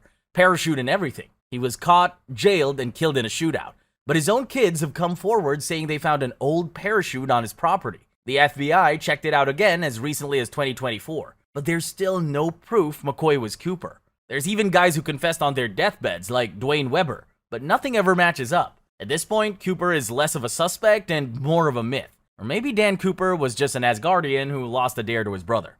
The missing 3 kids. On Australia Day, January 26, 1966, Jane, Arna, and Grant Beaumont asked their mother for some pocket money to catch the bus to Glen Elk Beach. It was only a few kilometers away, and the kids had made the trip many times before, but this time, they never came back. At first, their parents, Jim and Nancy, thought it was a mix-up. Maybe the kids missed the bus or they stayed out too long. But as the hours went on, fear replaced hope. The police were called, and by nightfall, Adelaide was in a state of panic. Witnesses had seen the Beaumont kids at the beach, laughing, buying meat pies with a 1-pound note that was suspicious since it was more money than their mom said she gave them, and most unsettling of all, spending time with a tall, athletic man. What disturbed people was how comfortable they seemed around him. Jane, who was usually super cautious, was seen chatting and playing with this stranger. That detail haunted everyone. Had they just met him that day, or had he been around before? After around 12 p.m., the trail is gone. Some swore they saw the kids walk hand in hand away from the beach. Others said they spotted him with the same man, but no one ever saw them again. The search that followed was massive. Police dragged ponds, searched drains, and interviewed anyone who might have known something, but nothing. Leads poured in from across the country, but they were false or just mean hoaxes. Even psychics got involved. They convinced the cops to dig up a factory floor in 1967, but still nothing. Over the years, there were many suspects, convicted killers, people with predatory histories, even wealthy locals like Harry Phipps, whose own son claimed the Beaumont kids had been at their house. But every dig, every clue ended in disappointment. Jim and Nancy spent their lives searching. They died never knowing what happened to their children, and the case, like so many others, slipped into part tragedy and part ghost story. And you know, they weren't the only ones caught in something like this. In Tier 5, I've got another entry about a group of kids who vanished, but this time, right in the middle of a house fire. But before we get there, let's go back to Tier 2 first. Tier 2, Brandon Swanson. It's the middle of the night in May 14, 2008. Brandon Swanson, a 19-year-old college kid from Minnesota, is driving home after a party. Nothing unusual, until his car slips off a gravel road and drops into a ditch. Fortunately, he wasn't hurt, and he called his parents for help. Brandon thinks he's close to the town of Lind, which is just a few minutes from home. So his mom and dad get in their car and they stay on the phone with him the whole time. He's flashing his headlights, describing what he sees, but no matter where they look, they can't find him. It goes on like this for nearly an hour. At one point, Brandon spots distant lights and says he's going to walk toward them, thinking it must be a town. He leaves the car, still on the phone, describing fences, fields, and rough ground as he goes. Then, around 2:30 a.m., he suddenly says, "Oh shit," and the line goes dead. His parents kept calling him over and over. The phone rings, but nobody ever picks up. By morning, still no sign of Brandon. Finally, police joined the search. At first, they assume he just went to a friend's place, but his parents insist something's wrong. When they find his car, it isn't anywhere near Lind. It's outside Taunton, about 25 miles away from where Brandon thought he was. The car is intact, no damage and no missing items. Police released bloodhounds to track his scent. They followed the trail through fields all the way to the Yellow Medicine River, and then the trail stops, right at the water. Naturally, people think maybe he slipped and fell in. Maybe the last thing he said was him losing his footing on the bank. They search the river, drag it, walk the banks, but they never find a thing. Maybe he made it out and wandered off, only to collapse in the dark, hidden in some overgrown field. But after all these years, with all the searching, Brandon has never been found. Maura Murray. Maura Murray was a 21-year-old nursing student from Massachusetts who, on the night of February 9, 2004, simply disappeared. It began earlier that day with strange behavior. She emailed her professors and her boss saying she needed a week off for a family emergency. But there hadn't been one, and her family had no idea why she lied. She packed her car with clothes, textbooks, and some personal items, emptied most of her bank account at an ATM, and bought a stack of alcohol at a local store. Where she was going, nobody knew. Around 7:30 that night, her car crashed on a rural road in Haverhill, New Hampshire. There was heavy snow and nothing around. A neighbor heard the thud and called 911. A school bus driver named Butch Atwood stopped to check on her. She looked shaken, with a small injury, but nothing serious. Butch offered to call the police. Maura said she already called for a tow. But the problem was, cell service was basically non-existent out there. Butch drove home and called the police from his landline phone anyway. When police arrived 15 minutes later, Maura was gone. Her car was locked and facing the wrong way. Her phone, credit cards, and bank cards are all missing and never used again. Search teams combed the woods and roads. Dogs picked up her scent for a short distance before it vanished. There were no footprints and no clues. So what are the theories? Some think she ran to avoid the trouble from the crash, only to freeze in the New Hampshire winter. but no body was ever found. Others believe she flagged down a passing car, but found the wrong one. And then there's the theory she staged it all. She was running from her life on purpose.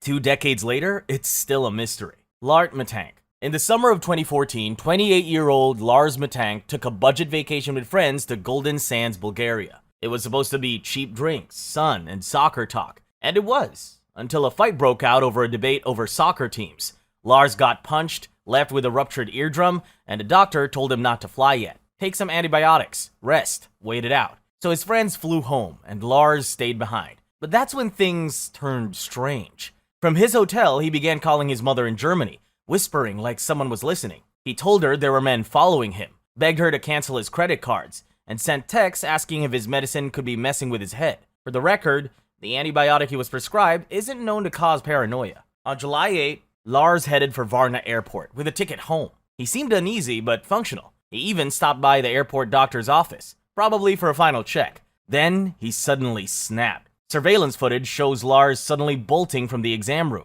He left behind his bag, passport, even his phone, and sprinted out the terminal. He ran through the parking lot, over a fence, and into a field. And that was the last confirmed sighting of him. Police searched the airport grounds but found nothing. On the cameras, nobody was chasing him. The witnesses remembered him muttering about being followed. There are 2 theories. Some doctors think it was sudden psychosis, caused by stress, injury, and isolation. Others think his paranoia wasn't imagined, that maybe he recognized someone from the fight and panicked. There have been supposed sightings of Lars as homeless guys in Brazil or Eastern Europe, but none of these leads have ever been confirmed. Years later, Lars' mother still posts appeals and replays the airport footage. The case remains open, but no answers have ever come.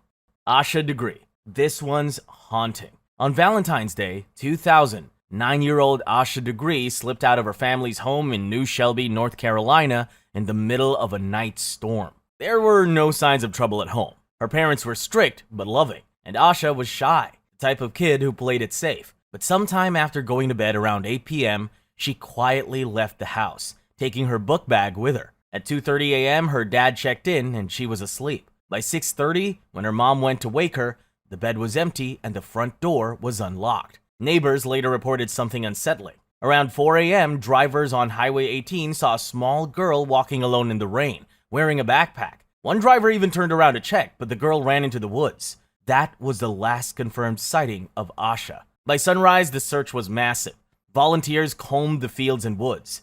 In a nearby shed, they found candy wrappers, a pencil, and a yellow hair bow her mom recognized. It looked like Asha had rested there briefly before moving on. For over a year, nothing. Then in 2001, a construction worker found her backpack, double wrapped in plastic and buried 26 miles away. Inside were her school supplies and a t-shirt no one in the family recognized.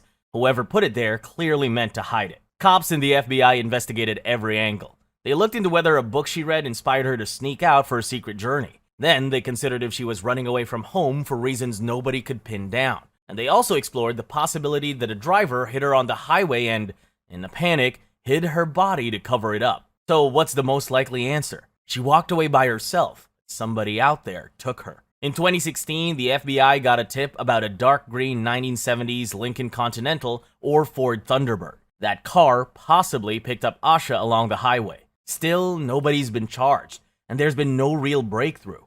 The man who walked into a bar and never walked out. This one feels impossible. Brian Schaffer was a 27-year-old med student at Ohio State with a girlfriend, graduation coming, and a vacation planned in Miami. Then, on the night of March 31, 2006, he vanished inside a college bar. Brian started the night with dinner, then bar hopped with friends down High Street. Around 2 a.m., they ended up at a place called the Ugly Tuna Saloona. Cameras caught Brian outside at 1:55, talking to 2 women, then heading back inside. And that's it. His friends lost track of him after that. When the bar closed, they waited by the exit. Brian never came out. Police reviewed the security footage frame by frame. Every single person who walked out the front entrance was accounted for, except Brian. He's seen walking in. He's never seen leaving. The only other exit was a service door near the kitchen that led into a construction zone. But it wasn't meant for customers. If Brian went that way, he would have stepped into a dark, unsafe work site, and nothing ever turned up there either. His phone went dead. His credit cards untouched. His car sat at his apartment. He missed his Miami trip. Soon, the police searched everything. The bar, rooftops, dumpsters, even storm drains. Even after cadaver dogs swept the area, still nothing. It was like the building swallowed him. This is where the theories start flying. One idea is that he avoided and ducked into the construction area, got hurt, and his body buried under the building. But that part of the building got searched top to bottom, and there's still nothing to show for it. There's also the wrong place, wrong time theory. Maybe he left the bar out the back, wandered into trouble, and was hurt or killed nearby. But again, no evidence and signs of a struggle. The ugly tuna has changed names since, but the mystery never left. A man walked into a bar. Somehow, he never walked out. Now, if Brian Schaffer's disappearance feels impossible, I have one entry in Tier 4 that seems to bend reality even further. Because the man at the center doesn't just vanish. He came back to a place hundreds of miles away with no memory. Tier 3. 3 women gone with no trace. It was June 7, 1992, in Springfield, Missouri. 2 best friends, Susie Streeter and Stacy McCall, had just graduated high school. They spent the night party hopping, celebrating the start of the summer. And by 2 a.m., they headed back to Susie's house. Her mom, Cheryl Levitt, was already home. The plan was simple. Crash for the night, meet up with friends in the morning, and move on with life. By daylight, all 3 were gone. Their cars were still in the driveway. Their purses, money, clothes were untouched. Susie's graduation cake was still untouched on the counter.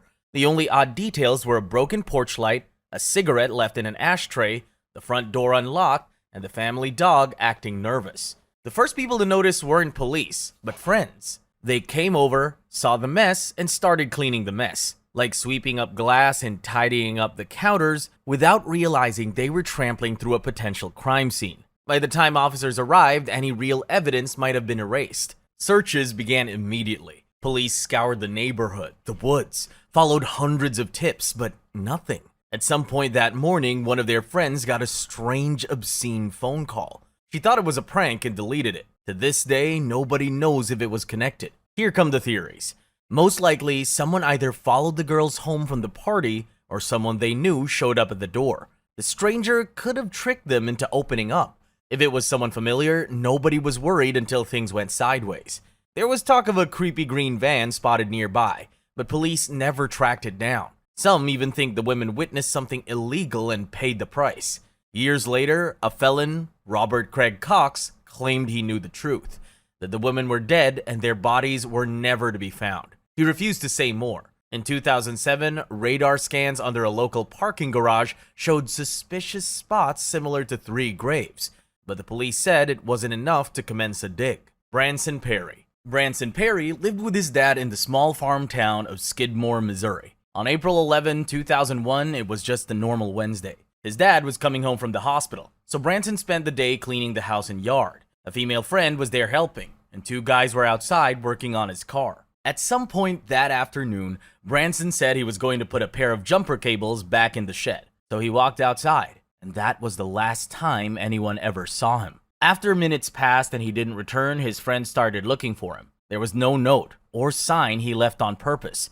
His wallet, car keys, and van were still there. At first, people thought maybe he went off with a buddy, but the next day, when he hadn't come home, they panicked. Police searched everywhere, the house, the shed, the yard, but no tracks, no blood, and no struggle. The strangest part is the jumper cables weren't in the shed that day. 2 weeks later, Branson's dad suddenly found them sitting right where they were supposed to be, as if someone had quietly returned them. Did Branson never make it there, or did someone put them back later to throw people off? Everyone was questioned. The friend, the mechanic, nobody admitted to seeing anything unusual. Police floated the idea Branson left on his own, but that didn't add up. His money and car were untouched, and he wasn't in trouble, at least not publicly. Years later, investigators uncovered a disturbing lead. A man named Jack Wayne Rogers was arrested on unrelated charges. On his computer, they found posts describing the abduction and killing of a young blonde man, and the details eerily close to Branson's case. Rogers denied it, and no evidence tied him directly. Branson's mom fought to find him until the day she died. The case is wide open, and the Perry family is still waiting for someone, anyone, to come forward. Emanuela Orlandi. This isn't your average missing person story. Emanuela Orlandi was 15, the daughter of a Vatican employee, and lived inside the Vatican, the world's smallest country. On June 22, 1983, she left her family's apartment for a music lesson in Rome. That evening, she called her sister from a payphone, mentioning a guy who'd offered her a job handing out flyers for Avon Cosmetics at a fashion show. That was the last anyone ever heard from her. When she didn't come home, her family called the Vatican police, and by midnight, the Italian authorities were involved. With the Vatican's name attached, the case exploded. But instead of answers, the family kept hitting dead ends. Soon after, a man calling himself the American started phoning reporters and the Orlandis. He claimed Emanuela was alive and being held to trade for Mehmet Ali Agca, the Turkish gunman who tried to assassinate Pope John Paul II in 1981. He sent her student ID to a news agency as proof. Because of this, the Pope himself went on TV asking for her safe return. But nothing came of it. Most now think it was a cruel hoax. Here are the theories. One said she was kidnapped as leverage to free Agca, but even Agca himself called that idea ridiculous after his release. Another pointed to Rome's Banda della Maliana crime gang, claiming they took Emanuela to pressure the Vatican over millions in missing mob loans.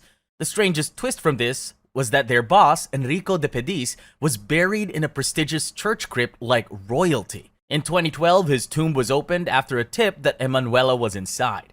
It was empty. Then there's the Vatican conspiracy itself. Some think she was silenced to cover up an abuse. A friend later claimed she'd been harassed by a senior cleric. A 2017 unverified document, allegedly from the Vatican, hinted they paid to relocate her or cover up the case. The church denied it, calling the papers fake. But still, no backpack, remains, or solid evidence.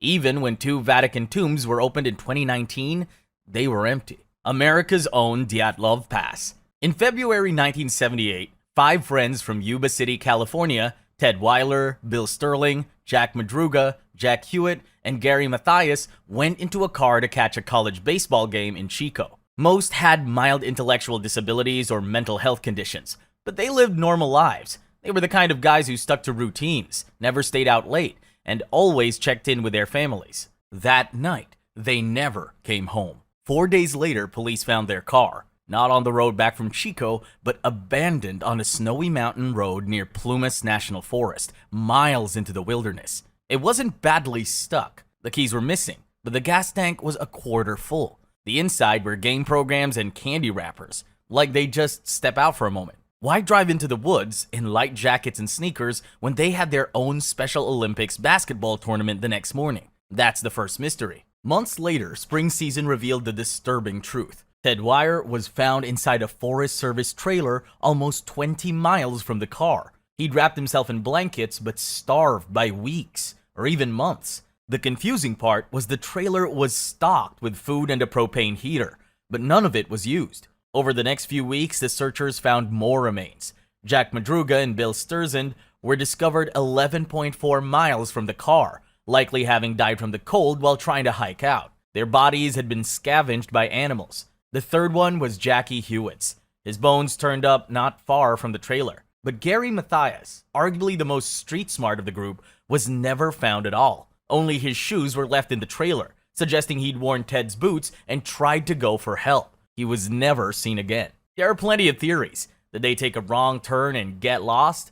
Maybe, but Madruga was a careful driver, and his family swears he'd never willingly go up that road. Did someone lure them or force them up there? There was a witness who said he saw 2 cars stopped on the mountain road that night, with people and maybe even a crying baby outside. Did Mathias, who had schizophrenia, freak out and convince his friends to leave the car and hike deeper into the forest? Or was it something more sinister?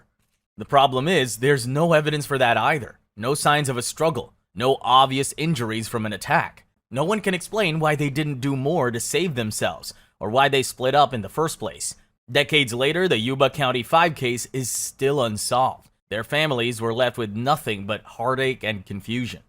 Tier 4. Disappeared in the Lake Michigan Triangle and reappeared. Some missing person cases are tragic. This one is just weird.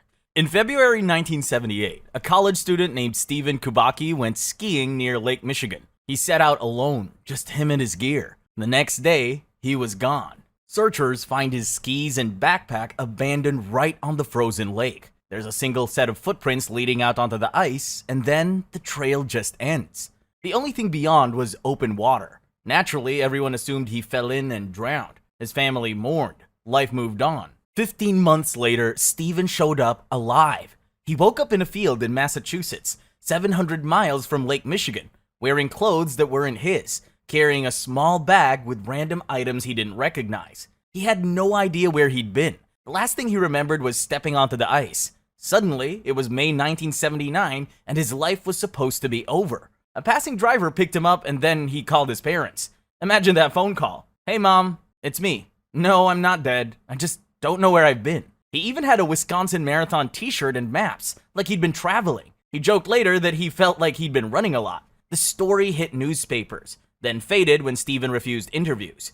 For decades, it was just another Lake Michigan triangle tale, an area already tied to vanishing ships, planes, and UFO stories. The more grounded explanation is dissociative fugue, a rare psychological state where you lose your identity, wander, live, and later forget it all. Stephen eventually earned a PhD and has hinted he remembers more, talking about strange encounters, spiritual experiences, maybe even hallucinogens, but he hasn't told the full story. Until he does, all we know is this: Stephen Kubacki walked off into the snow, vanished, and came back with a year of his life erased. Tara Calico. On the morning of September 20, 1988, the 19-year-old Tara Calico said goodbye to her mom, grabbed her Walkman, and rode off in her pink bike down State Road 47 in New Mexico. She told her mom to come get her if she wasn't back by noon because she had a tennis game later. It should have been an ordinary morning, but Tara never came home. When her mom, Patty, drove the route, she didn't find Tara. What she found were pieces of her daughter's Walkman scattered along the highway. Tara's bike was gone. It looked like someone had pulled her right off the road in broad daylight. Witnesses later said they saw Tara biking that morning with a white pickup truck trailing her too closely. One described the driver as a middle-aged man with reddish-brown hair. The FBI got involved, but nothing turned up, just those broken pieces of her Walkman. Patty later admitted she had stopped riding with Tara weeks earlier because they felt someone was following them. She even told Tara to carry a mace, but Tara laughed it off. Nearly a year later, the case took a chilling turn. In a Florida parking lot, someone found a Polaroid photo of a teenage girl and a young boy, both bound and gagged in the back of a van. The girl looked almost identical to Tara, with the same face, same haircut, even a scar on her leg in the exact spot Tara had one. The film was fresh, manufactured after her disappearance. There was even a rumor about law enforcement protecting their own. In 2008, the county sheriff basically said he knew what happened and who did it, but he wouldn't name names without a body. Tara's family was furious. If you know, why not do something? The whole town wondered the same thing. Fast forward to now, and things might finally be changing. There's been a new task force, new searches, even a new reward from the FBI. In 2023, the sheriff said they finally have enough evidence to bring the case to the district attorney. The details are sealed, but the hope is real for the first time in decades. Her family's still waiting for answers, and maybe, after all these years, they'll finally get them. Cynthia Anderson. In the summer of 1981, 20-year-old Cynthia Anderson was a legal secretary in Toledo, Ohio. She was the kind of worker every boss wants: on time, dependable, and never missed a day. But behind all that, Cindy had been living in fear. For months, she told people she was scared. She'd been getting creepy phone calls. She had nightmares about being abducted. Her bosses even installed the panic button at her desk because she kept asking for more security. On the morning of August 4, Cindy went into the office first. Like always, she let herself in, locked the door, and started her day. By noon, when the lawyers returned from court, the office looked normal. The lights were on, the AC running, but Cindy was gone. Her car was still in the parking lot. Her purse and keys were missing, but on her desk there was a romance novel, open to a scene where a woman is attacked, and her phone hadn't been put on hold, which she always did before stepping out. Even the day before she disappeared, a client saw Cindy take a call, hang up quickly, and look terrified.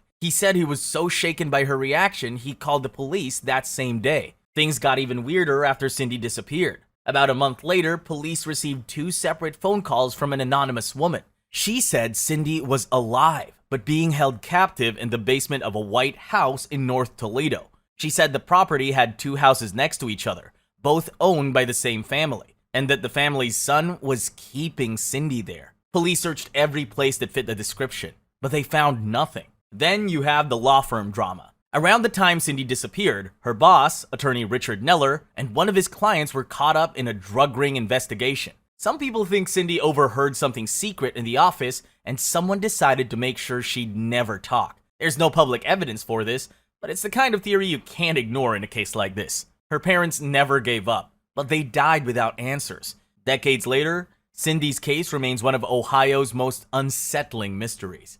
Phoenix Colden. On a Sunday afternoon in December 2011, 23-year-old Phoenix Colden took her car out from her parents' driveway in St. Louis County and drove off. She told her dad she might be heading to the store, maybe visiting a friend, but that was the last time her family saw her. When she didn't come home that night, every call went to voicemail. Of course, her parents grew worried and called the police. What they didn't know was that Phoenix's SUV had already been found miles away in East St. Louis, Illinois. Her SUV was sitting in the middle of St. Clair Avenue, with the engine still running and the driver's door opened. Police assumed it was abandoned and towed it. Inside, everything was still there. Her purse, her glasses, her shoes, even her ID. The keys were still in the ignition, like she just stepped away for a moment, but she never came back. Her phone, bank account, and social media went dark. No calls, no posts, no witnesses. Then, the picture of Phoenix's life got more complicated. She wasn't just the quiet, church-going fencing champ her parents thought. She had a second phone, another Facebook account, and friends who said she wanted more independence, maybe even a different life. But her parents never believed it. They said she had no reason to disappear on purpose, and no matter what, they were sure she wouldn't have left them hanging like that. Another theory is human trafficking. East St. Louis is known for it, and girls have gone missing there before. There were rumors that someone saw a woman matching Phoenix's description with two men near where her car was found, but no trace of Phoenix has ever turned up. Cops say they've chased every lead, but nothing stuck. Her family burned through their savings on private detectives, flyers, and searches. They lost their home, but never stopped looking for her. Every year, around Christmas, they remind the world Phoenix is still missing. Tier 5. Sauter Family Burning House. On Christmas Eve, 1945, the Sauter family's house in Fayetteville, West Virginia, catches fire in the middle of the night. George and Jenny Sauter escaped with 4 of their 9 children, but the other 5, Maurice, Martha, Louis, Jenny, and Betty, were gone. The official story says they died in the fire, but almost nothing that night makes sense. When the ashes were cleared, there were no bones. Experts told the Sauters that even in the hottest fire, remains don't vanish completely, especially not in less than an hour. Jenny Sauter even did her own tests, burning up bones in the oven, and sure enough, there was always something left. Then there were the strange details. The family's phone line had been cut. Their ladder, which was usually leaning against the house, was missing, and later found tossed into a ditch. When the house was burning, George tried to start his trucks to reach the upstairs windows, but both trucks, which worked fine the day before, suddenly wouldn't start. And the warnings. A man once pointed to their fuse box and said, "This'll cause a fire someday," though their wiring was brand new. Another salesman tried to push George into buying life insurance. When he refused, the man told him, "Your house will go up in smoke, and your kids will be destroyed." George had been outspoken against Mussolini, which made enemies in their Italian immigrant community. The night before the fire, Jenny got a bizarre phone call from a stranger, asking for someone she didn't know. Minutes later, she heard a loud thud on the roof. Soon after, the fire started. Witnesses later claimed they saw the Sauter kids watching the fire from a car, or at a diner the next morning. Nothing was ever proven. George and Jenny begged the FBI for help, but local authorities refused. The couple spent the rest of their lives searching, even putting up a highway billboard with their children's faces. The Sauter children were never found. Their parents died without answers, and decades later, the mystery is still strong. How do 5 children vanish from a burning house, leaving no trace at all? Bobby Dunbar, Doppelganger Kid. Here's a story straight out of a Netflix series. Back in August 1912, 4-year-old Bobby Dunbar went missing during a family fishing trip at Swayze Lake, Louisiana. This disappearance sparked a massive search. The whole town got involved. People blew up parts of the lake, slicing open alligators, and wading through swamps looking for any sign of this blonde, blue-eyed little kid. But nothing. Fast forward 8 months, cops in Mississippi pick up a traveling handyman named William Walters who got a little boy with him. The kid looks a lot like Bobby, even has the same moles and scars. Everyone's overjoyed. Police say Bobby's been found, and the Dunbars race to Mississippi. Hugs, tears, newspapers went viral. It's the kind of story people wanted. Lost boy found, family reunited. Roll credits, right? Not even close. Right away, people start asking questions. Walter insists the boy isn't Bobby at all, but Bruce Anderson, the son of a single mom named Julia Anderson who'd left her boy in his care. Julia shows up to claim her son, but it's a mess. The Dunbars are positive it's Bobby. Julia is sure it's Bruce. Initially, even the Dunbars have doubts. The boy doesn't recognize his supposed mother, Leslie, and seems uncomfortable when called Bobby. But the next day, after bathing him, Leslie points to his birthmarks and declares she's certain he's her son. There's a custody showdown in court. Front page news all over the South. Julia, who barely has any money, is basically set up to lose.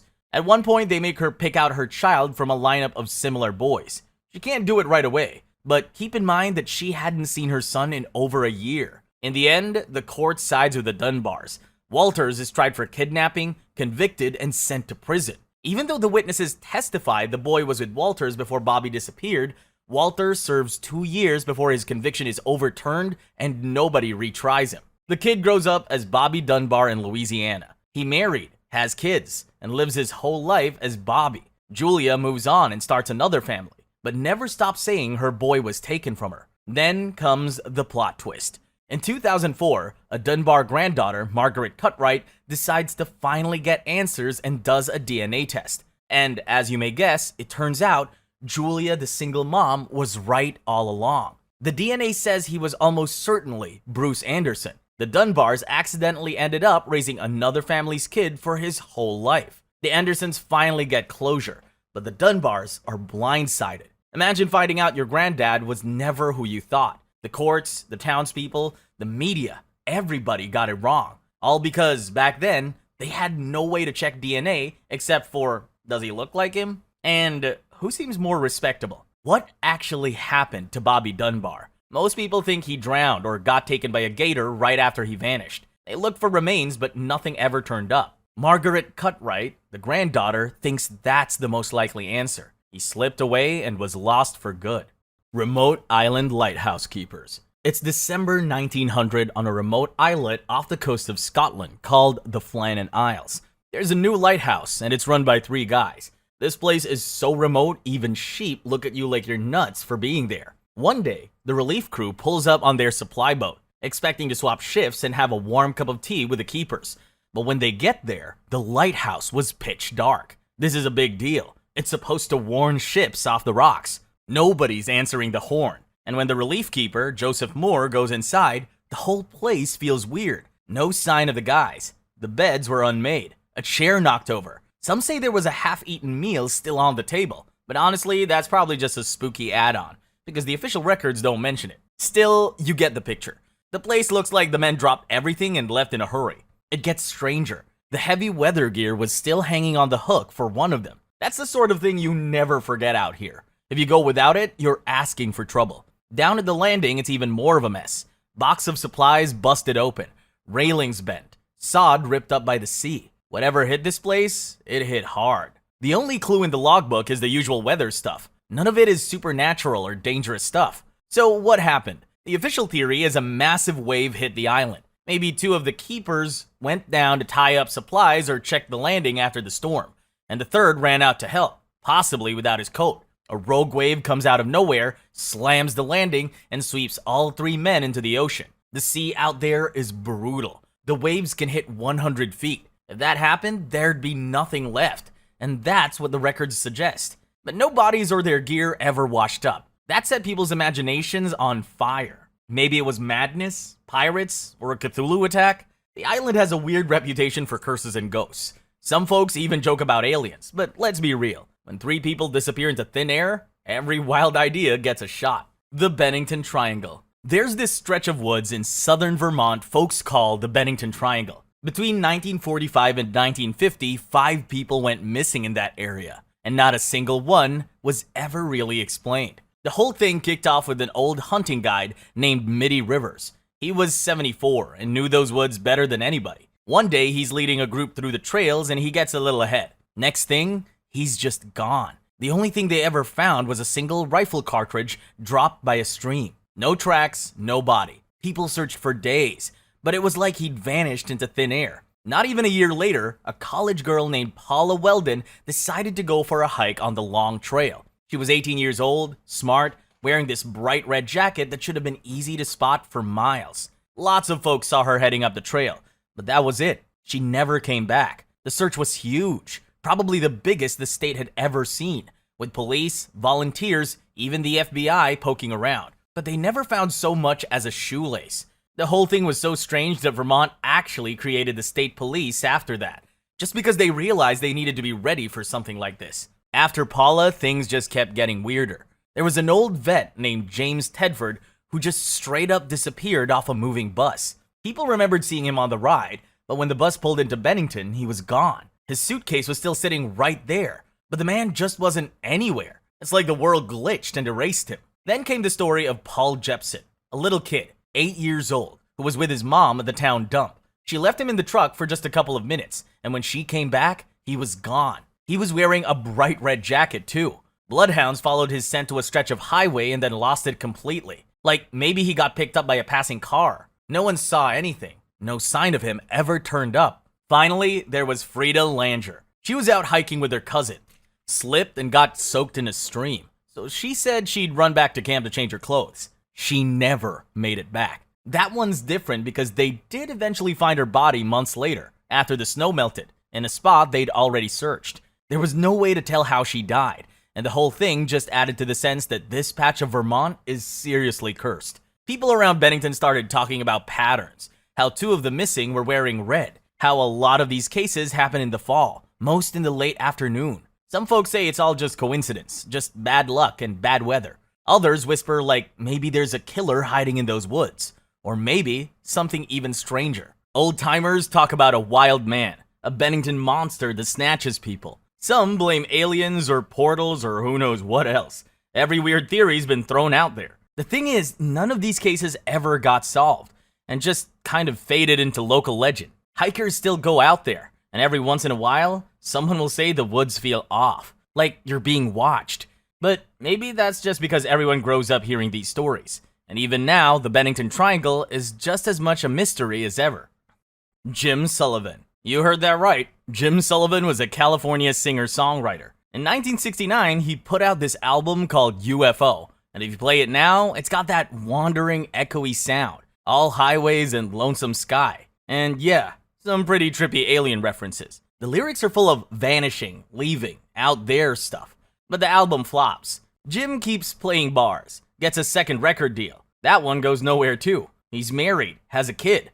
But by 1975, nothing's working. So he packs up his guitar, some clothes, a box of unsold records, and heads for Nashville like hundreds of musicians before him, hoping for a break. He never makes it. Somewhere outside Santa Rosa, New Mexico, Jim checks into the La Mesa Hotel, drops the key inside the room without ever sleeping there, and keeps driving. The next day, his car is found abandoned 26 miles away at a remote ranch owned by the Gennady family, with the doors unlocked, with his wallet and all his stuff still inside. Ranch workers recall seeing him, seeming confused, asking about a phone, declined help, and then walking off into the desert. That's the last anyone ever saw of Jim Sullivan. Cops looked everywhere. They brought in helicopters, searched all over. No footprints, no body, no sign of his guitar beyond what was in the car.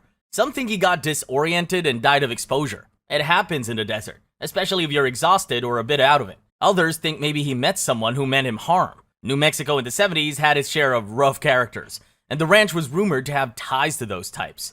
There's always the theory that he just walked away, started a new life, but that never really fit. He loved his family, and you don't vanish with your wallet still in your car if you're planning a fresh start. Of course, there's the alien theory. The guy writes a whole record about UFOs and then vanishes on a stretch of New Mexico desert near Roswell. And Roswell is famous for weird lights and UFO lore. Even his own lyrics talk about being taken by UFOs, so it's hard not to wonder if the mothership called him home. But at the heart of it, Jim Sullivan is still just a missing person. A guy who chased a dream across the desert and never made it home. His wife and son never found out what happened.